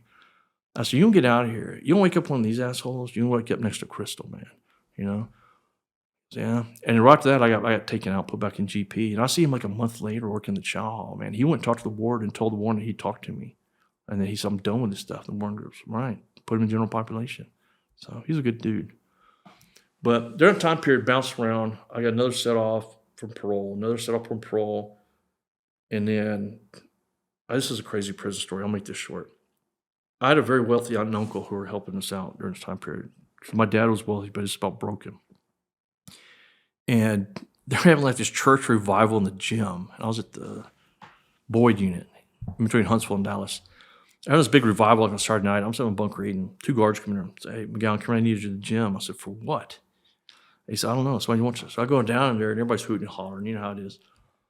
And there was these really large, big old black guys, clearly ex-convict dudes, up on the stage. One of them has a microphone. I said, "Hey, is Kent McGowen in here? Where's McGowen at?" And I'm like, what? And the guard goes, "That's you, isn't it?" And I said, "Well, yeah." He goes, "Go over there, man." So I go over there, "Come on, brother." And they take me behind. They had like a little stage thing built. They had like a partition behind it. There was this little old black lady, look, tiny in a wheelchair.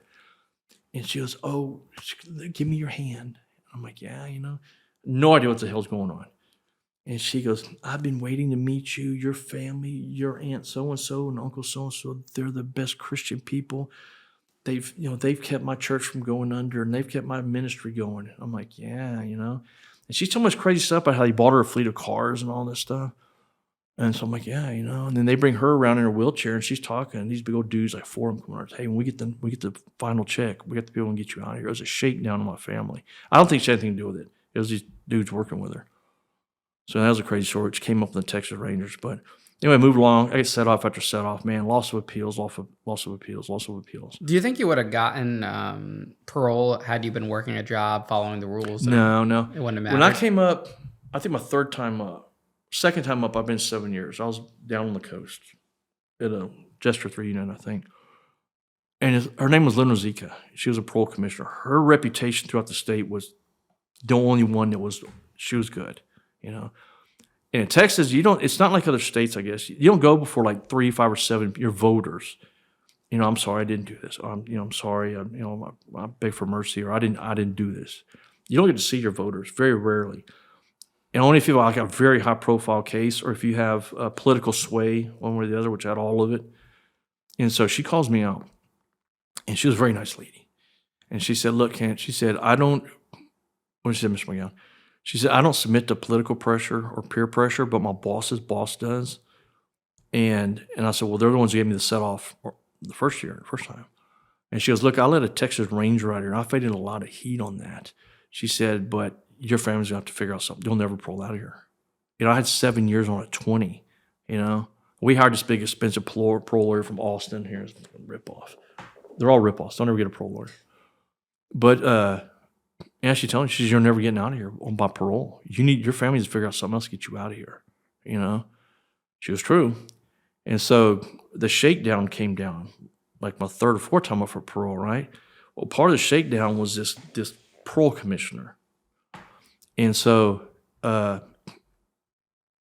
this came right in 2013. I got sent back to the PAC unit. I went to many, many units. These lawsuits, they bounce diesel therapy, bounce you around. They destroy your legal. It's a big mess. So I'm back in the PAC unit with Warden Bilnowski. And it was March 13th of 2013. My parents were dying. Appeals, writs, it was done. I still had 9 years left. Right? And so I was like, "Man, fuck this." So I stayed on my little prison typewriter, which I literally burned up 5 of them. And it's pretty noted in the book Jerry Langton wrote. He said, and McGowen got his typewriter. Then next sentence, and he typed some more. I typed thousands of letters. Man, every law enforcement, feds, Texas, everybody, Well, March 13th, man, I was done. I was done. I had no options. And so I write this Hail Mary. I type this Hail Mary letter, and I sent it to Ray Hunt, the executive director of Houston Police Union at this point. I went to the academy with Ray's brother 40 years ago. He just retired with 40 years. And then his dad had been out trying ranch hunting. His dad had passed since then too. I sent a letter, man, I typed up a letter, and I said, "Hey, man, I went to the academy with your brother. I remember when you hired on, him telling me about it. And I said, your dad came out to our ranch and hunted a couple of times." That was first paragraph. Same paragraph, I said, "Man, I'm still one of you. I'm one of the good guys. I'm your brother in blue. I'm in trouble. I need help." And I sent that to Ray. And I sent the same "I need help" statement. I sent it to Texas Rangers, Hail Married it to their headquarters, He gets bumped from like Waco, Austin, Dallas, but winds up at Company A in Texas Rangers in Houston. And then Ray gets that letter, and he read it, and he almost threw it away, but he calls my dad, as did this Ranger. They said, what happened? What's going on with it, man? So my dad tells him, and both the Ranger and Ray Hunt said, don't tell Kent we're coming to see him. Of course he did when I called home that night. Because, Texas, for 9 years, we didn't have, my first 9 years, no phones. We're the last penal system to not get phones in the country. So I called my dad, checked with him and my mom. He said, hey, I didn't tell you this, but Ray Hunt's coming and his Texas Rangers coming. So they get involved, And Ray came first. And this is a cool thing. Ray came and he sat down and he told me, he said, hey, I got your letter, man. I thought you were full of shit. And Ray doesn't cuss, but he said, you're full of shit. So he calls brother. Then he started calling people at Houston PD I worked with and worked for. Then he started calling the sheriff's office people he knew. Then he called the DA's office. He's in the same story. Why are you here? And Ray told me many years later after he got out, he said when he walked out of that meeting, went out at the prison parking lot and called. He called Brian Binkin, one of my cleat lawyers, because I told you Clint, my other lawyer, his partner had been assassinated at this point. And he called Brian, because at that point Brian was a lawyer for the Houston Police Union. So Ray Hunt calls Brian Binkin, my former union lawyer, and he said, Brian, I'm going to give you one name, one answer, guilty or innocent. He said, Joseph Kent McGowen. He said that Brian kind of got choked up. He said, innocent, absolutely 100% innocent. He told Ray, I've lost sleep over this for 25 years. What's happened to him, And so that started that. That Ray Hunt, I remember that guy, with my dad's deathbed a few years later, Ray drove right up the road from where we are now. He drove from Houston all the way out here on his own dime and his own time. On the day before my dad died. He never met my dad. He talked to him several times. But, yeah, what kind of person does that, But Ray and then another friend of his, a very high-ranking elected official in Texas, they literally saved my ass, man, getting me moved from these units. Whenever death threats would come up, just pick up the phone, man, I'm gone in 2 hours. But, yeah, he went to my dad and told my dad his last thing to do was get me out here, and he did, eventually. But then the Rangers showed up, and that was good because the Rangers, all the prison shitheads that had problems with these wardens and regional directors, they all thought the Rangers were there about them, So every time we'd go in there, we'd go in the warden's office or whatever and piss off the warden. We'd be sitting behind the warden's desk doing this. But then the Rangers, the same thing, man. They said, we thought you're full of shit. We started talking to people, looking at evidence and whatever. Some people at the sheriff's department were helping out. But during this time period, around 2013, 14, this was, my dad on the internet, made a web. He didn't know what he's doing, He tried to do a Facebook page, but he put $1 million reward on the internet for anybody could, legally get me out. My dad puts that out. 3 days later, Warden Bolnowski comes and gets me.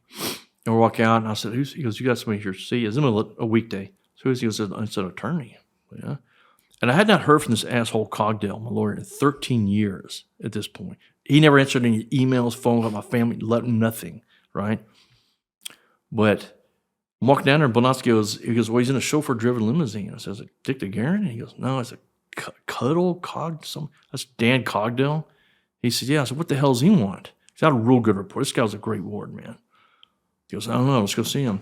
So I go in there. Here's Dan. He had these cufflinks he wears. One's is a gold woman's butt. He's famous for it. Another one's just a blue. And it says, I'm a lawyer. And he has in here with his, his diamond presidential Armani suit, Rolex watch, whatever. I walk in there. I said, what the hell are you doing here, Dan? He said, man, I've been working on your case for months. I'm getting your innocent ass out of here. This is completely out of control. And I'd have investigators out in Killeen and Austin talking to these key witnesses that the DA's office hid from us all these years. Oh, yeah. So we talked. Now, so I know you're here for the money. He opens up his leather portfolio, and there's that front page off the copy of the website. I have my picture of my uniform getting an award and big red $1 million, thing on it. And he opens up his portfolio, and he flips through it. I said, well, you're here to get the money, right? Oh, what money? The $1 million reward from the internet, Dan. He goes, oh, man, I'm not taking a penny of that. I just, because you're innocent, I'm getting out, blah, blah, blah. So that was on a Thursday. And so the next Saturday, 2 days later, my mom and dad get their medical help. They're very ill at this point. And drove them down. So that's when I saw my mom. She died a few weeks after that. They were so excited about Dan, they thought finally someone was going to help. you know. And so they, much to their, difficulties they're having ill-wise, they drove all the way from Austin to where I was. And then nothing but lies, that cocktail. Lies and lies. And my mom dies, and then he just kept lying. He kept lying about everything, wasn't doing shit, And in a 22-month period when Dan was involved, if you will, my aunt, who was helping us, her and my uncle, my aunt passed away, this crazy brain disease. And then my mom died. And then my uncle who was married to that aunt died. Then my dad dies. Then my oldest son died. My wife and I were teenagers. He passed away. And then my brother's wife passed away. And he's older than me. So I had a daughter since I was like 9 years old. It's bam, bam, bam, back to back, Dan's in the middle of this shit, lying to everybody. And then this went on like for 4.5 years.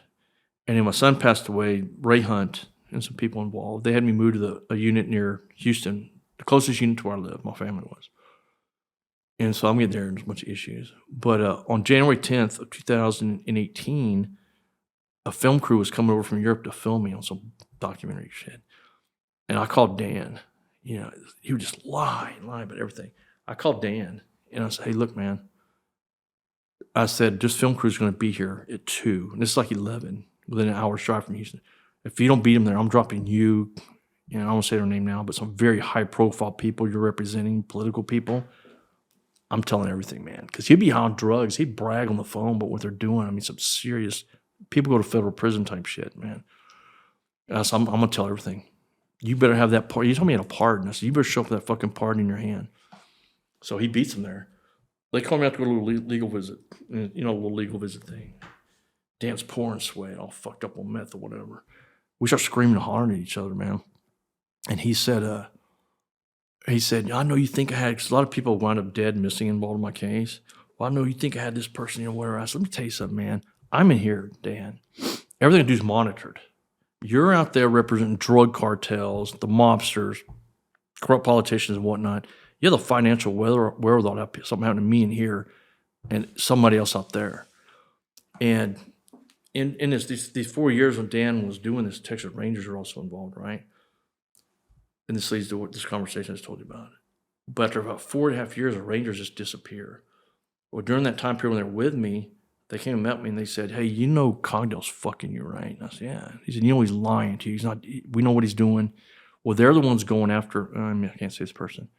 They're the one who was investigating this very high-ranking political person. And so they said, hey, man, would you help us go against Cogdell? And yeah, because I was telling him what he's telling me, Then somebody from the Attorney General's office came and asked me about this stuff. And then I said, yeah. So I was helping the Rangers going after Cogdell and what they were doing. In the middle of this, I called Dan one time, and he goes, hey, man, he sends a message to Warrant for me to call him. I called Dan's office. He goes, hey, man, my paranoid way of thinking, he goes, man, I think these Rangers are after me. What? He goes, yeah, I think they're investigating me. I'm getting wind for it. I said, no way. Gee, I wonder why. It was me, But there you go, Dan. There. But anyway, he comes up there at that conversation in 2000, before that film crew got there. And I told him this. I said, let me tell you something. I know you had the Texas Rangers called off. If I'm a non-violent person, I could have got how to beat him to death right there. He's so high on whatever he's on. The warden came there and told him, sir, you're going to have to calm down and be quiet, or we're going to have to ask you to leave, And so I said, let me tell you this, man. I know you had the Texas Rangers called off. I remember him looking smart. He goes, yeah, you're right. It's good to have this political person. It's good to have that person in my back pocket. And we found out from the Rangers, he had that politician that he was defending, whatever. They called the executive director of the Texas, here it's DPS, the Highway Patrol, State Police, Department of Public Safety. That politician called the director of DPS, who called the major over the Texas Rangers, who called the Texas Ranger captain in Houston who was helping me, and told him to immediately cease all investigations going on pertaining to me. And that's what happened to him. They told us later.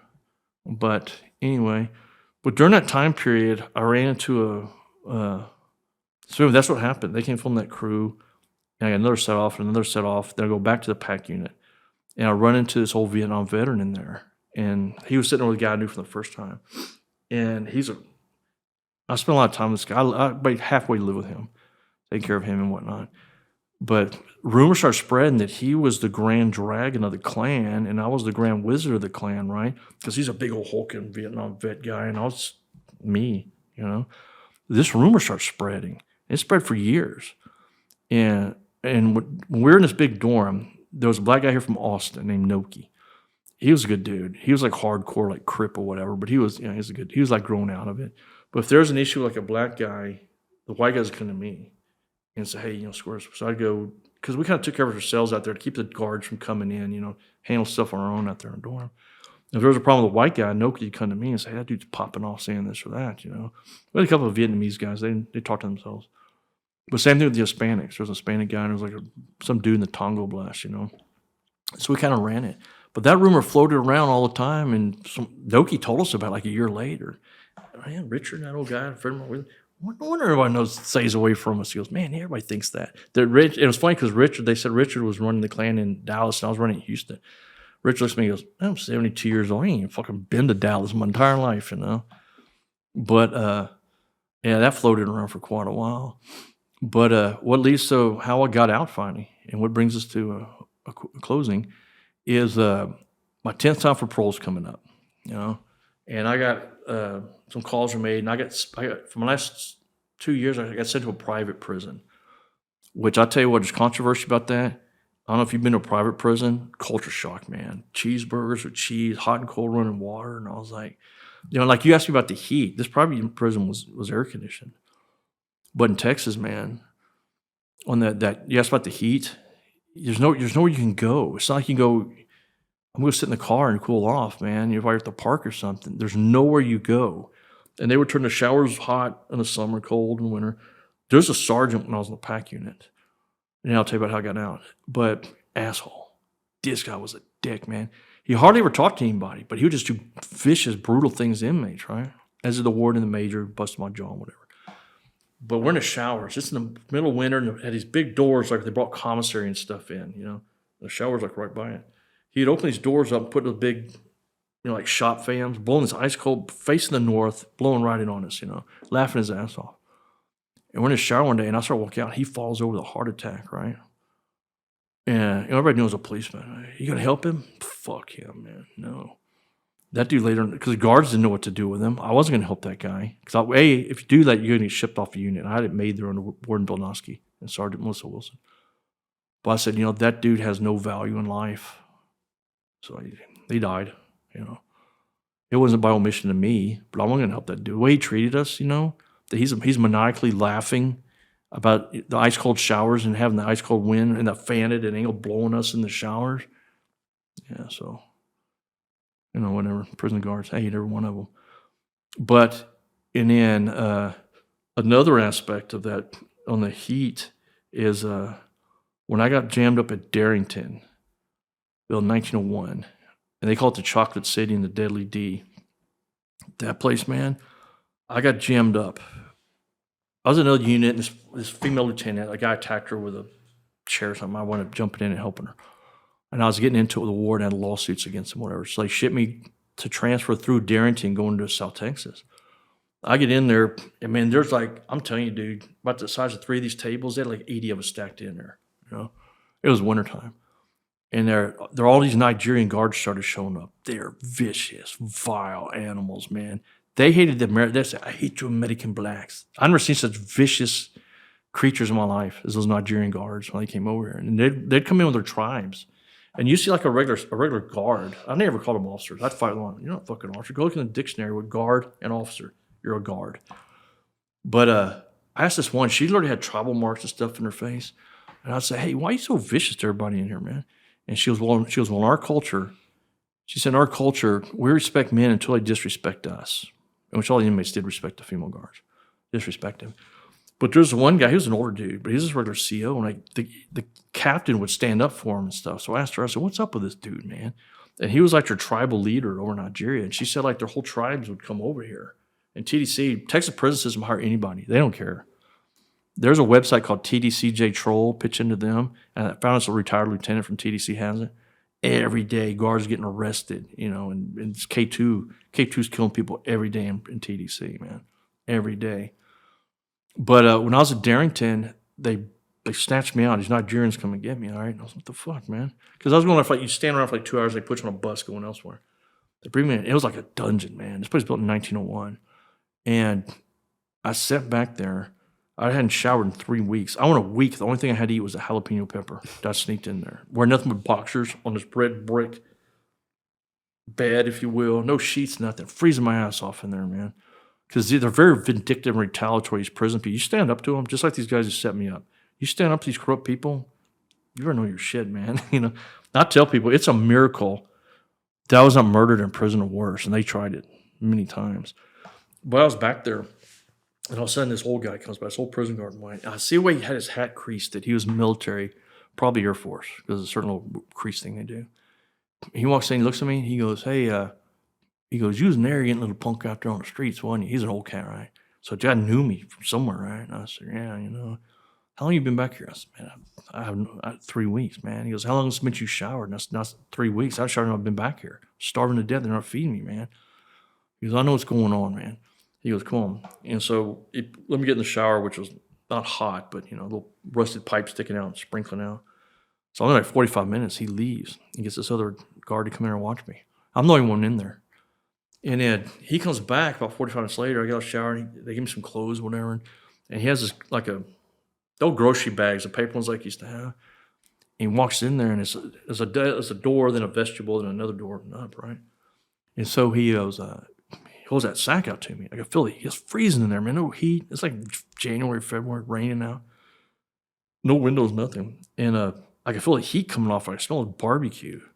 I don't know about anywhere else, but in Texas we have good barbecue. And the best barbecues is the old dude standing on the side of the road with a trailer pit, man. This old dude goes and gets me some barbecue. This big chopped beef sandwich, some like steak fries, hand-cut fries, and a bottle of grape Gatorade. I cried when he handed it to me, man. And I look and I could smell it, right? I'd eaten in days, And then he said, what's wrong? You ain't hungry? And I was fucking starving to death, man. I was paranoid at this point, man. He fucking tried to set me up, poison me. Boy, I gobbled it like a savage, man. He went and trashed it. And then that night, you had to go through 4 doors to get to me where I was. That night, they sent 4 inmates in there after me. Yeah. Thugs. Beat the shit out of me, man. And that was us, that old guard, there's 2 old guards, that old guard and another older white guy were watching out for me. The next night, these 4 Nigerian guards come and beat the shit out of me, right? So I could scrap. I mean, that's 4 and 4. I'd eaten in days. I got my ass kicked. I'm going to lie. And then the next night, that old guy came. He saw what was happening. He said, I'm getting you out of here, man. It's all right. He said, I'm not going to be here tomorrow, but the next night, I'm going to make some calls. I know what's going on back here. Man, he's going to kill you. And I said, yeah, no shit. The next night, this black female guard shows up. And she was all, makeup and whatever. I'm the only one back there. There's like 6 or 8 cells in this dungeon. She keeps looking at me. She comes over and she goes, hey, I know who you are. And she said, I reckon, she goes, I seen you on TV last night. I reckon you got them sexy fucking eyes, man. So I'm like, what the hell? And then she had that other that tabloid trash book that was written about many years ago. She wants me to sign the book. And we're only back 2 back there, I said, you think I'd write that? That's not my book. You think I'd write that about myself? Hell no, This tabloid trash bullshit lies. And then she kept saying, man, you fucking that bitch you shot, weren't you? She kept on and on. See, I'm no idiot. She's not just some guard, The next day, because I was all pretty beat up. The next day, they tried to take me down to the infirmary. And I go by and I see that female wearing plain clothes. And that's this idiot guard. All guards are idiots. I say, hey, who's that chick over there, man? He goes, oh, that's our OIG investigator. There's this, because I went around with the OIG, man. I started going after those idiots. So she isn't trying to get me to confess to something, But anyway, next night, into this part of it, next night, the old black guy and the old white guy come in. And they said, hey, there's a bus. Don't say anything. I said, I don't have any gear, man. But these clothes. Get on that fucking bus and just don't say anything to anybody, So they were making some calls, so I'm not going elsewhere. But anyway, more and more set off. So how finally got out of prison. Calls were made. I got sent to a private unit. I went to a prison entrepreneurship program. Then COVID hit right there in my class. So we wound up teaching it for 17 months because nobody come in. But I got my parole was coming up. My last shot, I had 11 months or something like that left. So this is 19 years in, basically. I did 19 years, 4 months, and 4 days on a 20, which is absolutely unheard of. And they finally give you parole with it. Yeah. That's crazy. Well, this one happens. The major is a private, these people are great, man. I'm pro private prisons. I don't have a big issue with that. But major comes against me and goes, hey, parole wants to talk to you. Like I said, you don't get to talk to your people unless it's some crazy case. The first one was at Lunar Zika. The second one was that shakedown for $3,000, and the commissioner was involved in that. He gets my file. He's from a completely different region. This is like in 2011 or whatever. I remember he comes in and sees me. The Texas Ranger's going to come that day, so they come tell me you got a legal visit. So they take me to the law library instead of the major's office from the Rangers, right? So here's this guy, this parole commissioner. I'd never seen him before. I knew his name because I was suing him, and I had a criminal investigation going against him over the shakedown. He goes, hey, I'm so-and-so. And I'm like, oh, shit. And he's not even from that region. He went and got my file. He's from a different part of Texas to come here and fuck with me, right? He goes against my file. He goes down there and he goes, I'm here to decide whether you go home or not. I said, yeah, now I know who he is, And he goes, it's up to me. And you know what? Good fucking luck. And turns out walks out. So an hour later, they come get me again. It's a ranger. And the ranger's investigating this guy. So I told this ranger this, man.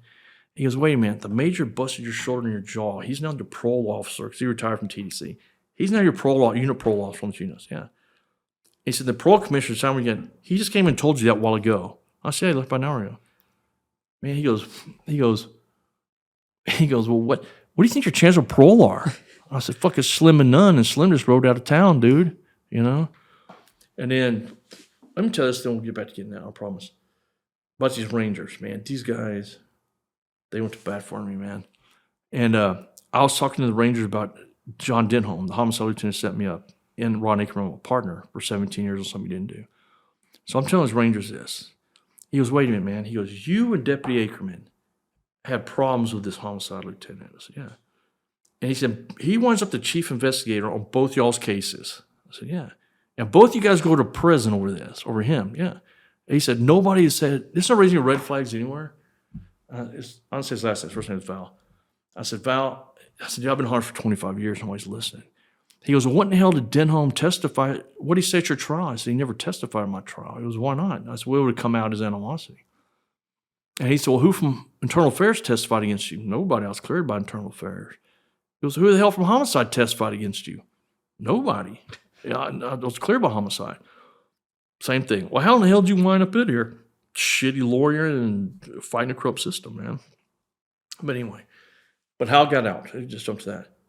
It's my last time up. I have like maybe 11 months. Major comes against me. And I go to the Major's office. Because of COVID, they couldn't come in, but it was a computer. And so Major goes, hey, sit in my seat, man. It's all right. His name was Kenneth. I wish I could remember his last name because he was a really good guy. But he goes, hey, just sit here, and she's going to come up on the computer. And he goes out and shuts the door. So I'm at the Major's office, and a screen pops up. And it's this lady, looked like your mom or whatever. And she called me Kent. Like I said, that's my middle name I've always gone by. And she goes, hey, how you doing, Kent? And I was like, all right. And I know I look funny. And she goes, can you hear me? I said, yes, ma'am. Can you hear me? She goes, I can hear you fine. I said, well, I don't sound like a techno imbecile. I never talked on a computer before. She looked, I guess you have. I said, no. I'll never forget this woman, man, never. And she looks at me and she said, look, she said, I know what's happening in prison. I know how you wound up in prison. She goes, I cannot in good conscience let you sit here for 20 years. I'm giving you an FI1, which means you get out, an immediate release, get you out of here. And I was like, so I was ready to give her my spiel, and I said, well, you gave me a 1 year set off last year and it takes 2 votes. And she goes, don't worry, man. It's taken care of. We'll get you out of here immediately. I said, all right. And then she looks at me and she goes, do you know why you've been denied parole for 15 years? 10 times it took you to get out? So I have my legitimate suspicions. She goes, the name's John Denholm and Steve Clappert. Do you know? I'm very familiar with those guys who set me up. The DA investigator and his butt buddy, Denholm, the homicide lieutenant. And she goes, they've been calling her for 15 years, telling us that that you had contracts out to have them killed, and that if we let you out, that you're going to murder them. And I said, well, it'd be understandable, but I'm going to do it, And she goes, we know what's going on, man. We're getting you out of here. It still took 86 days to get me out with an immediate release, right? And she told me no restrictions, no ankle monitor. She said, man, you're going to have like 8 months. Don't screw up, all right? And so the day comes for me to get out. Fucking bizarre, And the people I wanted there, when I was walking out, the warden who ran that unit, he literally hugged me and said, man, congratulations, because they really liked us, because we ran that PP, on our own. And there's good people. But I didn't know he was picking me up, you know. The main people I wanted was my mom and dad and my son. They were the top three. I knew, you know, they'd passed. But man, Ray Hunt from the union's there, his brother, another Houston PD officer. They come pick me up in HPD Suburban. They get permission from the parole board and the chief and all this. But man, they got some tennis shoes. I'm not a tennis shoe guy, but lace up tennis shoes, you know, and a belt and blue jeans. I'm like, man, is this really a button up shirt? But the morning the guard who came and got me, she was kind of a mouthy black female. But she comes in, I'm in a day room because I knew I was leaving that morning. She goes, hey, motherfucker, you know. She said, what's your bitch ass here? You going home? I said, man, get the fuck out. Hell yeah. So she's all sassy. So she goes in and gives me my clothes, you know. So I'm changing out. They let you out, you go have to like the visitation. Like you strip down for your visitation, they give me my clothes. I left everything I had. I had like one little bag with my pictures and whatever. Now I gave everything away. And so I walk out, parole's there, and they said, we got to put this ankle monitor on. I said, well, no restrictions. She said, well, some things have happened since you know that. I said, let me tell you something, woman. I don't give a shit. You chain me to a tree out in the woods, no clothes, just throw Whataburger at me once a day and I'm good to go. Get me the hell out of here, you know? So I walk out and there's a video of this, you know. I walk out, man, there's Ray and his brother, another HPD officer, you know. And I was kind of looking around. I hadn't seen the son for 17 months because of COVID. I walked out and I looked for my mom and dad and my son, you know. You know, I knew it had happened, but I was thinking, you know, maybe it was a mistake. 'Cause, you know, when you've been locked up, man, you can't do that stuff, man. You got to just, you worry about surviving to get up to people that are there, you know. So, of course, they weren't there. And so I felt it welling up. I get overwhelmed at times over this, as you can see. But they're like, hey, man, you know, police are, hey. So I go over there, man. I just dropped a little gear. I just grabbed Ray Hunt, man. Just lost it. And then I get in the car, and he gives me a cell phone. Yeah, call your cousin, man. I was like, okay. Where's the button? I'd never seen a cell phone. I seen them like on TV. We didn't even have cable. I didn't see cable TV for all those years. But except when I went to that private unit for the last 2 years, I go into the dorm and Naked and Afraid was on, you know, and I never heard of that thing, you know. And this is in 2019. So I walk in, I look, you know, there's a bunch of cool dudes in there, all going through that program, you know. So I look, man, they'll shake my hand. I'm like, what the hell's going on here? It's just, y'all got porn in here, man? Oh, no, that's Naked and Afraid. Yeah, I can see. You know, what are they afraid of, you know? I never knew stuff, you know. But, yeah, so when I get out, we'll get me a phone. They said, do not call anybody. I mean, look anybody up. Don't look up yourself, your lawyers, Cogdale, because they didn't want me to see what was out there, you know. And so about 6 months into that, I went to my parole officer. They were really cool, man. And I said, hey, I don't care, but why am I under this SISP, which is super intensive supervision program, ankle monitor? I literally cannot step out the door, you know. I had to do everything in advance, 20-day schedule. My Houston parole officer, she said, they had signed 2 parole officers to me. They had a supervisor and then a regular PO. They said, look, we don't think you're going to do something stupid or dangerous or, you know, any hazard or whatever. She said, but we have people watching us, watching you. God forbid something happens to you, you're flagged. We need to know where you are at all times so you're no longer our responsibility. I said, fair enough. So she was cool. But I only lasted in Houston like a month. I said, man, screw this. I'm going to Montgomery County, next county north where I grew up. So there, parole officer there, she was funny, man, straight up ghetto. But she was really cool. But she told me the same thing. And then I research and study everything. So I'm studying the parole law.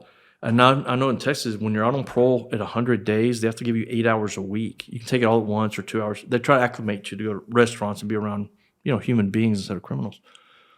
And so I went there and I said, hey, today's my 100th day. And she's like, Miss Mathis, I know. You won't tell me. You need to take a break. And I said, oh, yeah. And so she almost gets me sent to prison. I go with my ex-wife and her granddaughter. We go to a place. It's for kids. They have like bowling and pizza and games and whatever. I'm in there and my phone went off. And I looked at it. And all my friends are police officers. And it said on there, they have like unlisted numbers. What do you call it? Like private numbers, whatever. And it said private number. And so I'm with them, you know, hanging out, whatever. So I said, yeah, I better answer that. And it hung up right before I got to it. Stuck it back in my pocket. It's very noisy in there with kids' games, right? Now, plus, I put that on vibrate, drop it in my pocket, it goes off again. And I pick it up, and it said private number, something like that. And she goes, hey, is this Joseph Kent McGowen? I said, yeah, who's this? She goes, well, I'm so-and-so. I'm on the Texas Board of Pardons and Parole's Warrants Division. Where are you? And I said, hey, I'm at this address.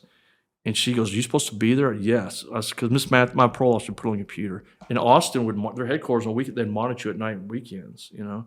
She said, I called you a while ago. She said, 3 strikes, you're out. She goes, if you want to pick up this phone right now, she goes, we're going to have the sheriff in right to get you.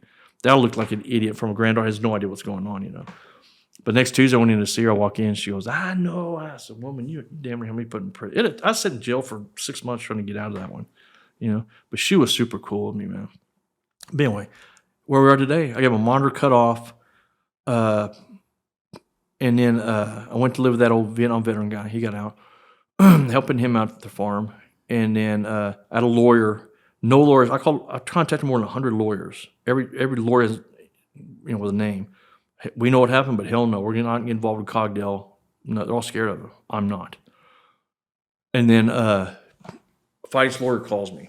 He goes, hey man, I know a lawyer who knows about your case. I'm going to help you. Well, I had him for 15 months, and he gets disbarred. It had nothing to do with my case, some crazy financial thing.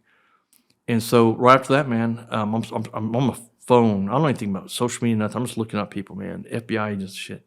I contacted an FBI agent, a very well-known guy in Hollywood guy, retired FBI. He goes, man, have you talked to Michael Tabman? I said, no. He's retired. You need to call him. So I look him up. Michael was a police officer for 3 years. Then he was an FBI supervisory special agent in charge, retired, 26-year veteran. Very high-profile cases he's handled. So I research him. And he's got people out of prison, innocent people. He just says this, that's what he is, you know. He's living in Florida now. He's from New York, though. So I reach out to him, man. He says, what's going on? You know, so we set up a Zoom. I'd never talked on a Zoom before. That was weird. And then he, you know, he looked into this, and he told me the same thing months later. He said, man, I totally thought you're full of shit. You know, I started talking to people. And so he did a 3-year investigation. And then 2 years ago, this past June, I get a call from somebody and said, hey, we have some legal files you need to come pick up pertaining to you. I said, all right. I go there, and there's 18 boxes, and one of them was 3 foot long. You can put another piece of paper in there. We estimate there's at least 100,000 pages of documents in there. Man, not only those documents are that who set me up, how they did it, and their devious little motives. And we have a letter in there, which Cogdell, you probably know this by now, we call it the Cogdell confession letter. Well, Cogdell, when I had Zimmerman as my direct appeal lawyers, Cogdell wrote 2 statements for 2 separate elements of my appeals. And he put in there that what I did was inadvertent and non-strategic, which is legally I fucked up, man. You know, he wrote 2 of those statements, which was an issue about why he even did that. His mother lawyer said, because I know eventually you're going to get out and go after him. But anyway, then I hired Randy. After we lost that, Randy Sheriff was my writ lawyer. We had this letter we found in those documents, a personal letter that Cogdell wrote to my writ lawyer. We called it the Cogdell confession letter. And he's going to shit when he sees we have this. Hey, I fucked up. I didn't talk to any witnesses. I mean, this was a 2-page type of letter, you know, which they did like on the word processor things back then. Man, I didn't object to this. I didn't know everything we've said that he's done. There's a letter. How it got in there, I have no idea. But then Tabman finished his investigation. I get called from a mutual friend, like Jerry Langton, the guy who wrote the book that just came out in May. And he's got a number of bestseller books. But he writes like about drug cartels, mafia, biker gangs, and his mutual friend of mine, a very well known, he's my mentor, Alan Warren, up in Vancouver, Canada. He's written like 3 dozen New York Times bestsellers, and he called me and he said, "I got the perfect guy to write your book." I just interviewed him, so that's how I wound up with Jerry Langton. And then for 9 months, we talked. For 9 months, I did a Zoom every day with him for 1 to 3 hours a day, Monday through Friday. Thousands of texts, thousands of documents. And about 6 months into this, we're talking. He goes, man, he goes, Ken, I've interviewed thousands of people. He's done this for years, investigative journalist and all this stuff. He goes, you know what the difference? I've interviewed thousands of people on these kind of things. He goes, you know the difference between you and all them? And I said, my twinkly eye, my winning personality, my quick wit. He goes, no, you asshole. He said, you got the receipts. I didn't know what that meant. I said, I've been on 20 years. I don't know what the hell that means. He goes, everything that I've asked you, you have documents you've sent to me. And I said, yeah, you know. And then he's talked to witnesses, you know, a bunch of people involved, my lieutenant, whatnot. Cogdell wouldn't talk to him. None of the bad guys would talk to him. I said, well, hell no, they're not gonna further incriminate themselves. But that Cogdell, man, that lawyer, you know, what he did to my family, the worst part of it about it, some of them get me put in prison, was what he did to my family. My mom and dad, when they were dying, gave them hope. you know. And then my mom died just a few weeks after that. And then my dad died 11 months after my mom. But, gave them the hope, you know. And then Dan said some secretaries. I know 3 of them he's fired because of me sneaking information out to me. I called Dan one time, 2018, and his secretary, Dan told me that he had hired 2 private investigators to help me, a retired FBI agent and Vanessa Walther. She's a retired FBI agent, so I don't know how long she lasted with. And he told me, was other guys, he's a former, district judges are the main felony court judges in Texas. He goes, I hired this guy named Kevin Hines, and you may want to interview this guy. He said Kevin Hines with an H. He said, yeah, man, he was, attorney, prosecutor. He's a district criminal court judge, and they're investigating your case. Whatever, man. He lied every time I spoke with him. So anyway, Ray Hunt from the union comes and sees me about 3 weeks later. I'm telling Ray, and Ray's wife was with him at this point, I think. And Ray looks at me and goes, hey, Kent, that guy's name is not Kevin Hines. It's Kevin Fines. And I said, I'm not familiar. This dude, you got to Google this guy. This guy was a prosecutor. Then he was an elected district court judge in Houston. He gets spun off on meth. Let me think. 'Cause I'm trying to remember when I read that. My wife looks it up. And she's like, oh, my God, he's all over the internet. You ought to see this. He gets caught with meth in the courthouse, and they do nothing to him. Then he comes out here to New Braunfels, right around here. He gets caught, I think, in a trap house with some meth and hookers. And then they took him off the bench, I think. Then he goes to Houston being an attorney, and he gets popped again for swapping out poontang and drugs for legal work. So he gets disbarred, right? So Ray Hunt tells me this is Dan's. It's Fines, not Hines can. I said, shit. So I called Dan's secretary, who he fired over probably this. And she would answer the phone. If Dan was there, we had a code, And she would, all secretaries snitched him off all the time. He's not doing anything. He's lying to you, man. Tell me to destroy evidence. Well, I was talking to this one secretary. And I said, hey, Ray Hunt was just up here. I said, is Vanessa Walther an FBI agent? She goes, yeah. And I said, is Kevin Hines now from his Fines? He used to be a judge. And she goes, mm-hmm. And I said, let me guess. Was Dan Cogdill his lawyer throughout all this? Mm-hmm. So, man, my wife, she's Googling. Oh my gosh, these pictures got from a judge. He's all tatted up meth head guy now, biker dude. There's something else. But anyway, what leads me to you is all that happened, all was documented and witnessed. And then tabbed into 3-year investigation, the guy decided to write the book. It took 15 months to write it. And then it came out. I'd never seen a podcast, to be honest with you. I knew nothing about them. Like I told Matthew Cox the other day, man, I struggle. I'm just now getting a hold of Facebook. I need some help with this stuff, man. TikTok, all that stuff. I got thousands of people looking at me. I don't even know how to answer them. But anyway, they the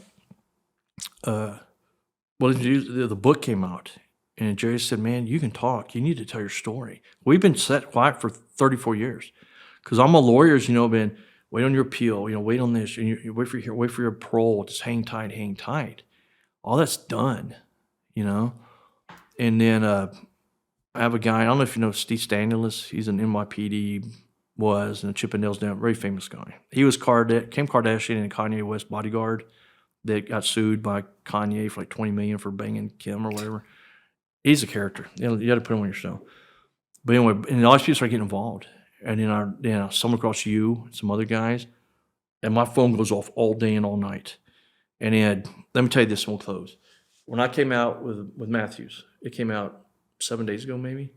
I've had 11 deputies from the Harris County Sheriff's Department contact me. And before this, I've had throughout the years people call me and say, hey, man, this happened to me. You need to talk to these guys. They jammed up. I've had 11 deputies in, I guess, 6 or 7 days.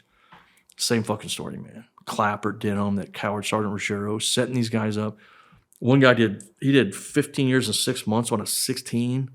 They did not do. I told you, Marcus Flex got 3 40s in a 10-year sentence because these guys.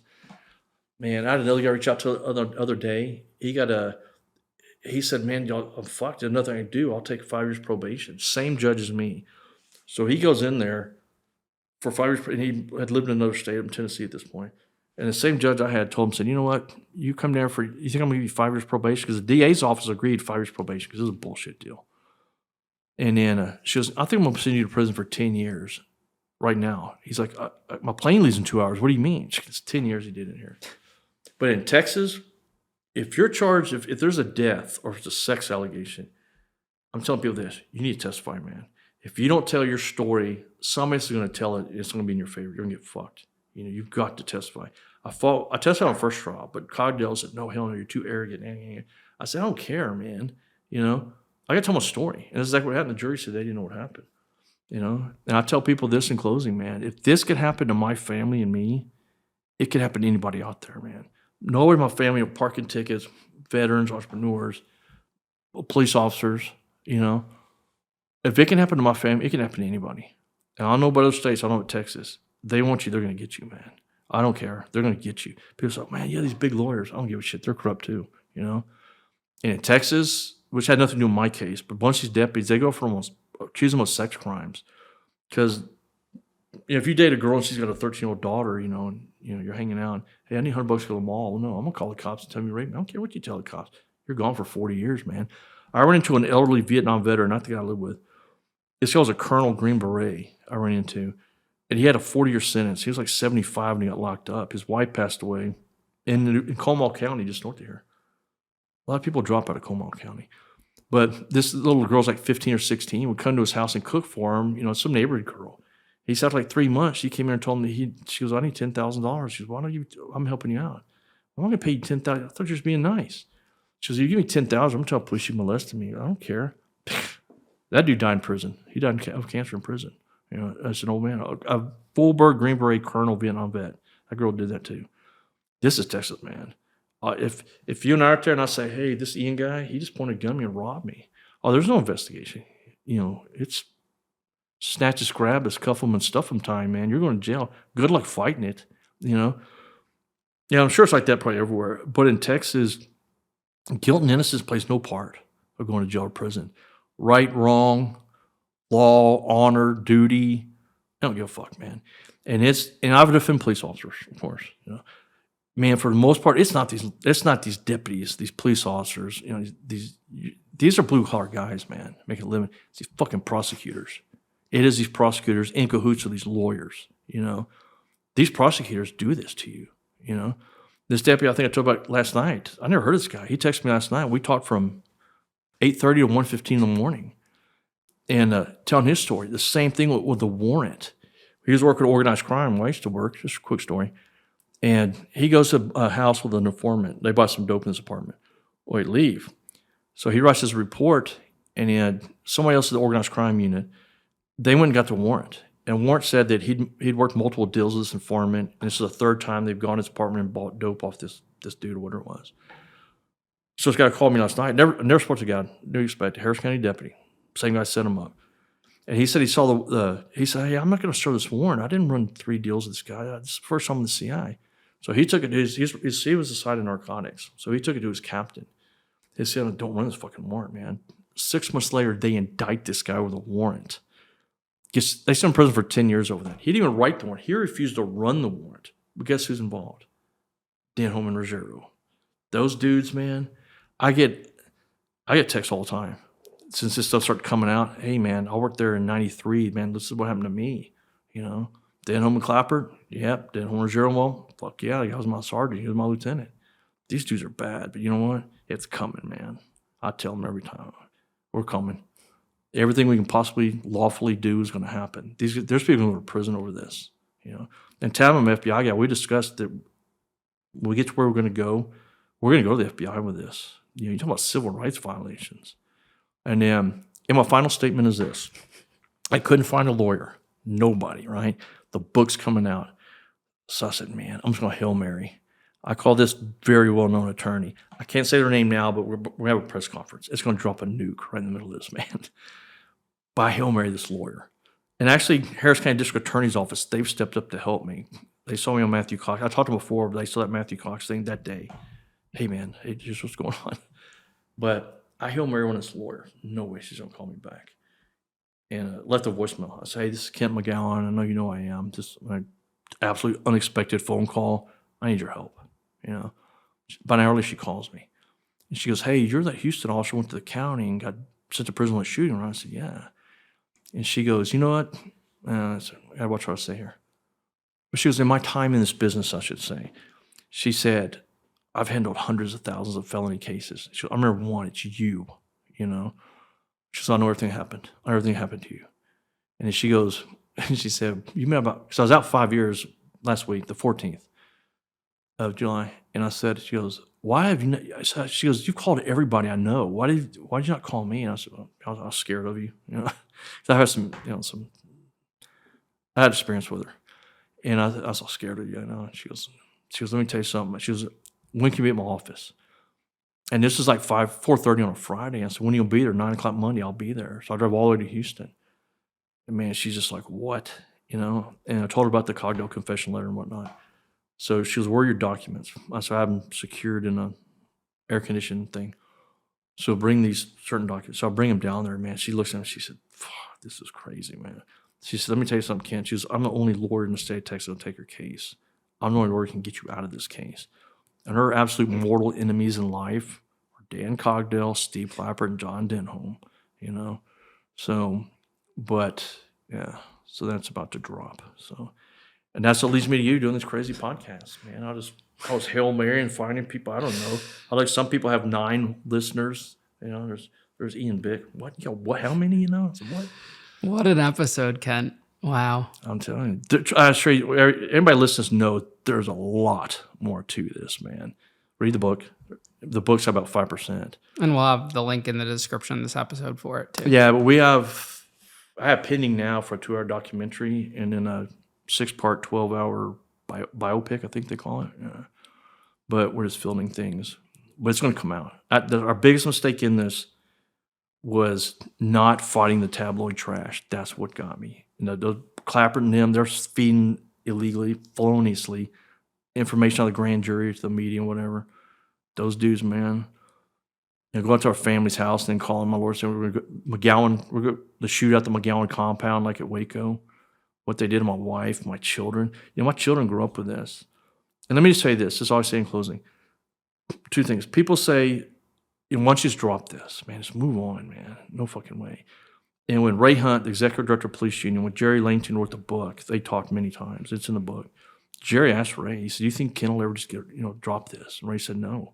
He said, innocent people who have been sent to prison, they've been wronged so deeply, they never get over it. You know, I gotta say, I'll get through this. I'll never get over it. But my 4 reasons for doing this is, number one, my family, this destroys entire families, you know, not just a person. This much due justice needs to come to my family over what's happened. This destruction they've done, they've annihilated. I absolutely 100% blame the stress on killing my mom, my dad, and my son. The second reason I'm doing this is my mom and dad on their deathbeds. That made me promise them, you will fight this until your name is clear and their family name is clear. And then the third reason is my kids, they're all adults now. My kids, now my grandkids grew up with this, man. It was tabloid trash shit and all this, you know, people watching them and comments, you know, it's bullying or whatever. And now my grandkids deal with it. And number 4, man, these fucking guys, Clapper, Denholm, and Porter, they've done this obviously a lot more sheriff's deputies and HPD guys. They've done this to civilians. I know two cases we'll get into. They tried to file capital murder on 2 boys, 2 separate situations. They knew they didn't do it, just trying to make a name. This is Texas. They will execute you in Texas. They try to file bogus capital murder on these guys. I tell everybody, there's a lawyer in Houston named Murray Newman, Newman. He has a blog. He's a former prosecutor. I'm not plugging for this guy because he wouldn't help me. You go to Murray Newman's blog and click on it. Go to his website, click on blog, and type in Steve Clapper and John Denholm and see what comes up there, man. I saw one of the things posted on my Facebook page by Mark Stevens, the retired HPD homicide. It was about another case, and on that blog is one thing Mark said. He said, what I know about Denholm and Clapper, setting up people, whatever, said it makes one wonder how many people are still sitting in prison because of Denholm and Clapper, you know? But if you type in Denholm and Clapper, man, it means they're 20, 30, 40-year veterans, Houston PD, FBI, DA's office, Harris County. These guys are, you know, corrupt. I mean, if you didn't go, you bucked up to them, you're going to prison. They set up people, are idiots, all negative about them, man. So that's my spiel, man. Well, Ken, I appreciate you taking the time to share your story with us today. thank you for letting me listen. Of course. And I wish you the best going forward. If there's innocent people out there, there's a bunch. Never fight, man. Never give up the fight. Keep fighting. It'll happen. So thank you very much. Thank you, man. Of course.